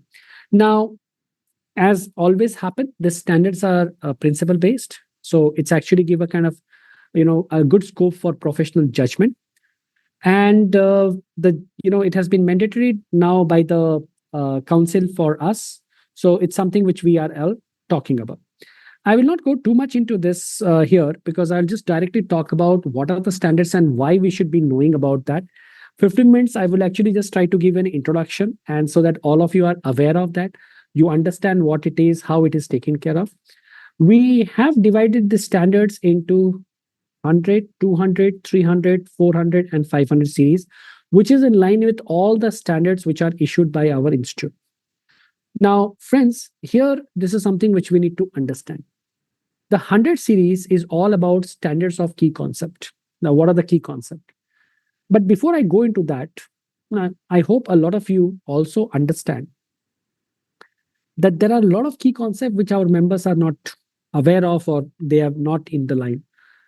A lot of people use the term forensic audit. We say it is wrong. Audit is an independent examination of facts and figure with an ultimate objective of giving opinion thereon. But when you are doing a forensic assignment or a forensic data analytics or anything, you can't go in the court of law and say that, I think, Your Honor, this fraud is between 2 million to 2.5 million. I cannot say that. I have to be exact out there. So when we are doing it, we need to understand that it is not opinion, it is a statement of fact. These are the kind of concepts which are clarified for all our members, regulators, and others in the 100 series. We call it the key concept. Once your concept get clear, we go to the 200 series, which is how you should do your engagement management. And this is very important because all of people who have done forensic at any point of time, they do understand that their report is going to be referred in the court of law. And they can be asked, there can be a kind of a professional misconduct case or anything can happen on this basis. So we need to be very sure about how we can actually deal with that. Now here we talk about the 200 series, the engagement management. 300 is how do you execute your assignment. And please see the word difference, guys, which is very important. 200 series uses a word called engagement and 300 series uses the word assignments. There is a big important role between these two words. Engagement can have multiple assignments. So 300 series is more detailed, which talks about, and I'll actually just quickly walk you through also there in the possible time. And the 400 is the specialized area. Here where I was actually being contributing a lot of that thing, that how do we use data analytics? How do we do digital forensic in the thing? How do we do, forensic of any bank loan? All of that specialized areas come in the 400 series. And the 500 series, as it is always in everywhere, it is the quality control, guys. Now, having said that, what are the key standards which are there? I will try to walk you very quickly on that. As I told you, the first part is all about the definitions. And there is one basic principle which it talks about, that we should have always quality and continuous improvement. There should be a proper independence and integrity and objective kept into mind. There has to be due professional care, which are standard for most of the thing. Skill and competence has to be clearly, looked into. And friends, more importantly, primacy of truth. Because ultimately, the role of the professional is to state the truth. So that becomes ultimate point out there. And from there, we move to something which we call it as that separating fact from opinion. I told you in the beginning. And finally, the confidentiality part comes into picture. Now here, we need to all understand that these are the basic principle of FAI. But what is covered in the standards? So let me walk you very quickly in the next 5 minutes on what are the things which we are covering out there. The 100 series covers nature of engagement, that is 110, which talks about how the different kind of nature, what is the difference between forensic accounting, litigation support, and investigation, how what kind of documentation to be done, what are the requirement, what are the objective. 120 talks about what is fraud risk, because people need to understand that we need to have a understanding of the fraud risk, and this is something which comes with your understanding of nature, complexity, and skills which are required.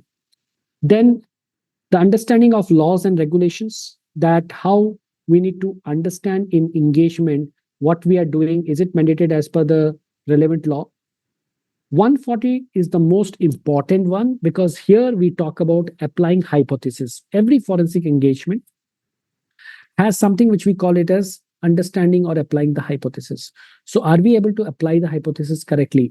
And first of all, we need to know how to frame the hypothesis, and we have to keep documentation for doing it, because if I say a fraud has happened, I have to prove or disapprove that hypothesis which is out there. Then the 200 series comes, which is more from a perspective of engagement objective, which means what we are trying to do in this engagement, what are the documents which need to be prepared, what are the requirements which are there. 220 talks about that before you accept an engagement, what are the prerequisite we should know, what are the due diligence we should be doing it up and taking it forward. 230 is something which is very common, I'm sure all of you are aware, using of work of an expert. We all know when in audit also we use an expert, in professional engagement, in forensic engagement also we have to use the work of an expert. And then how do we basically deal with agencies? Agencies here are basically, if I'm appointed by any agencies like, let's say ED or CBI or anyone, what are the things which we need to know about? What are the professionally I'm allowed to do, what I'm not allowed to do? What are the protocols? What are the legal aspects? All of that things are getting covered out here. 250 talks about very important thing, that how do we communicate with the stakeholders. There can be significant matter, there can be essential matters. We need to have all this communication with our stakeholders ready, and then we can take that forward. The 300 series is all about the executing of assignments, and here we talk about how do you plan it up, what are the key things we need to look into that. Then we talk about how do you actually collect the evidences and documentations which are there. What are the key documentations which we need to have, how we need to aggregate all of that things which is there. And in fact, who is the owner of this documentation and evidences? These are all the point which are to be look into. Also, if you have some work procedures which we have put it up in 330, we talk about all conducting the work procedures which are there. And friends, 340 is all about conducting interviews. How do we conduct the interviews? What are the key things which we need to look into? How we need to take care of that. Then we talk about reviews and supervision has to be there, because ultimately it's very important that we understand all of the things and take that forward. And then reporting of the result, that is covered in FAIS 360. I would request you to go in detail of that, because of paucity of time, I had only 15 minutes. I'm just covering it up a little fast. And friends, then come the other specialized areas which we talk about, like on data analytics and other things. And then we have the 400 series, which talks about all the reporting, 500, which talks about the quality controls and everything which is there. So this is all from my side, friends, which I wanted to give it to you. Overall, let me summarize. FAIS is actually one of the most comprehensive standards which we have come out with that. We have a compendium which is also on the implementation guide, which is issued by our institute. I would request you to see both the standards as well as implementation guide, and then you can actually appreciate what we have done out here in these things. So that's all from my side, friends. Thank you very much for a very patient hearing. I know it was a short period, but I tried to do the whatever justice I could do it on this time, and I hope you found it. Pawandeep ji, over to you. Thank you, CA Anand Jangir sir, for sharing the details and in such a insightful manner. Now I would like to welcome CA Sudesh Jain. He serves as a COO of GCC at the Adani Group, where he leads finance and accounting global capability center. with a mandate to create business value and drive excellence. A CA and a Lean Six Sigma Black Belt, he possesses 20 plus years of leadership experience spanning finance, accounting, auditing, treasury, and shared services. He in end-to-end finance transformation, leveraging automation, digital solutions, and process excellence to enhance efficiency, strengthen governance, and elevate stakeholder satisfaction. His focus is on delivering impactful outcomes, enabling growth, and positioning finance as a strategic enabler for the group. Over to you, CA Sudesh Jain. Thank you, Pawanji, for such a elaborative and extensive introduction, and good afternoon, everyone. It's a privilege to be here among fellow chartered accountants, a community that doesn't just understand numbers, but also interpret what numbers means. So today I'm asked to talk about something that is quietly becoming one of the biggest economic success story of our time, global capability centers, or as we fondly call them, GCCs. So when we speak about opportunities in GCC, I'll touch upon this from the three simple lenses. The one and first is what it means for our nation. Second is what it means for the corporates. And third is what it means for us, the professionals. Okay. So let's start with the first one. So if you look around India, India has truly become the GCC capital of the world. We now have over 1600 plus GCCs employing around 20 lakhs professionals and contributing to 1.5% of India's GDP. And this is just not about the volume, it is also about the value. The journey started 2 decades ago when these global companies came to India for their back office work and cost efficiencies. But today, those same companies run their core global operations from here: analytics, R&D, design, cybersecurity, and even product innovation. More than half of the Fortune 500 companies have their GCC presence in India. Names like JP Morgan, Walmart, Shell, Boeing, Unilever, and so on. As per an estimate, by 2030, over 80% of Fortune 500 companies will have their offices in India. And the momentum is only growing. India's GCC is expanding double-digit rate, projected to cross over 100 billion US dollar by 2030. Beyond the economic contributions, GCC have also played a much deeper role. They have helped shift India's global perception. We are no longer just seen as the global back office, we are becoming world's innovation engine. And yes, if the world's brains are scattered across the globe, a good number of them are operating from Outer Ring Road in Bangalore. So this is what GCC is delivering in India. This ecosystem has also helped India move from make in India to think in India, where the world is not only building in India, but innovating in India. So the service sector think in India is going to become a very important aspect for GCCs. And now let's shift to the second lenses for the corporates, the one who are actually setting up GCCs in India. For the corporates, GCCs are no longer about saving costs. They are about creating capabilities. The narratives have evolved from onshore support to strategic partnership. Today, GCCs are driving transformation, building new business models, and shaping digital future of their global enterprises. Assume a global bank's GCC in India, building an AI-based credit scoring model, running a cybersecurity for global systems, or even designing customer journey for a new digital bank, all from India. Corporates are leveraging GCCs to access India's deep talent pool because India offers a very unique geography, which is a rare combination of scale, skill, and speed. When I say scale, a talent pool of over 5 million engineers and 5 lakhs plus chartered accountants available in India. When it comes to skill, India produces more STEM graduates than entire population of many of the European countries every single year. So corporates are leveraging Indian GCCs to create leadership pipeline for their global roles. So the GCCs are no longer a backroom. It is becoming a nerve center for the enterprise, blending global scale with Indian agility. If we need to talk about a couple of examples of GCCs in India, look at the semiconductor GCCs in India. They are honing their focus on the complete chip development cycle, showcasing a shift from being mere service provider to transformation hub. And this is evidenced by the broad array of job roles: wafer design, fabrication, system integration. Everything is happening from Indian GCCs. The industry is standing out with 30% of all new GCCs operating within this field in the semiconductor GCCs.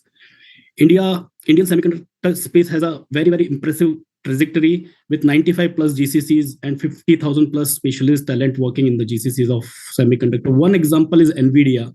They have 4 engineering centers across India, and this makes India is the company's second largest talent pool after US. So just imagine, after US, India is the second largest talent pool for NVIDIA. One more example is Caterpillar. So they have a initiative called Cat Digital India, in which 1.5 million machines of Caterpillar are digitally connected and being managed out of India. And they are working on a digital platform, cloud platform, to develop predictive maintenance solutions. This helps schedule maintenance before failure occurs and minimizing their unplanned downtimes. So for global corporates, India now offers the rare combination scale, skill, and stability. When you combine that with a strong regulatory environment and an English-speaking workforce, world-class infrastructure, setting up GCC here is not just a good business decision, but it's almost a strategic imperative. Let's come to the last lenses, which is opportunities for us as a professionals. So GCCs are transforming the future of work in India. Earlier, our role were largely operational or transactional in the shared services or GCC, but today we are working on global strategy, AI-led analytics, automation, and innovation, all sitting right here. A finance professional in India today can build risk models for Europe, run digital transformation for US, and lead predictive forecasting for Asian banks, all without leaving Indian soil. Career pathway are changing too. It's no longer just about being a controller or a CFO for finance professionals.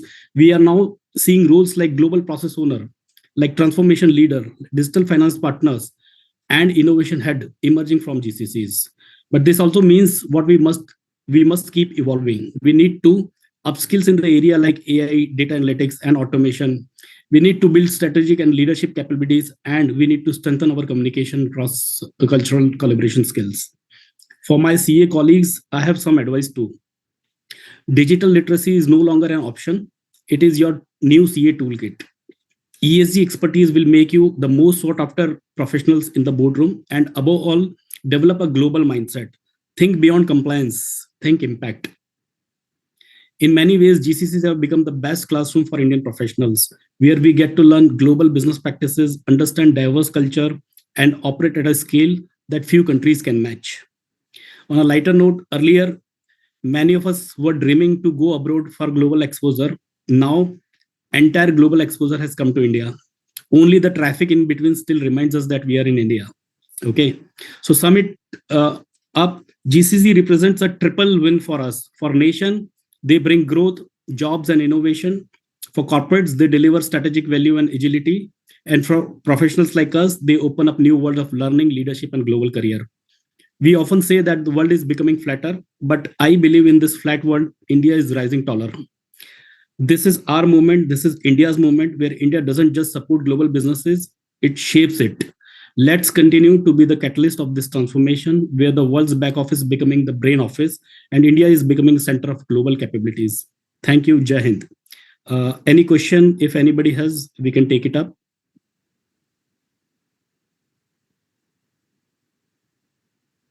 So, first of all, let me see. Yes, sir. First of all, thanks for such insightful session. There doesn't seem to be any question at the moment, but I believe what, going by your the 10 minutes and 15 minute speech, what I feel is definitely there's a lot of scope for the GCC work, and there are a lot of areas that will evolve with the times in the GCC. GCCs are going to contribute immensely to the GDP of India. Today it is around 1.5%, but I personally feel in time to come it will contribute to 3 to 4% of India's GDP. Right, sir. So thank you so much for the information and for the thoughts that you shared, sir. So now we come to the end of the today's session, which is related to the second part related to strengthening bonds, cultivating in the ever-changing Middle East. So we had the opening session remarks by CA Rajendra Kumar, then the keynote address by CA Ranjit Kumar Agarwal, sir. Then the speakers gave their they shared their experiences about forging stronger connections in the developed Middle East. They answered a lot of queries raised by the participants. In the second session on strengthening bonds, also the speakers shared a lot of experiences. And then now the last two sessions conducted by CA Anand Jangir sir and CA Suresh Jain sir. So with this, I would like to thank the the speakers, would like to thank the audience for being so participative, sharing in asking questions, and all the questions were more or less very relevant and realistic questions. So thank you everyone, and we will continue in the next series.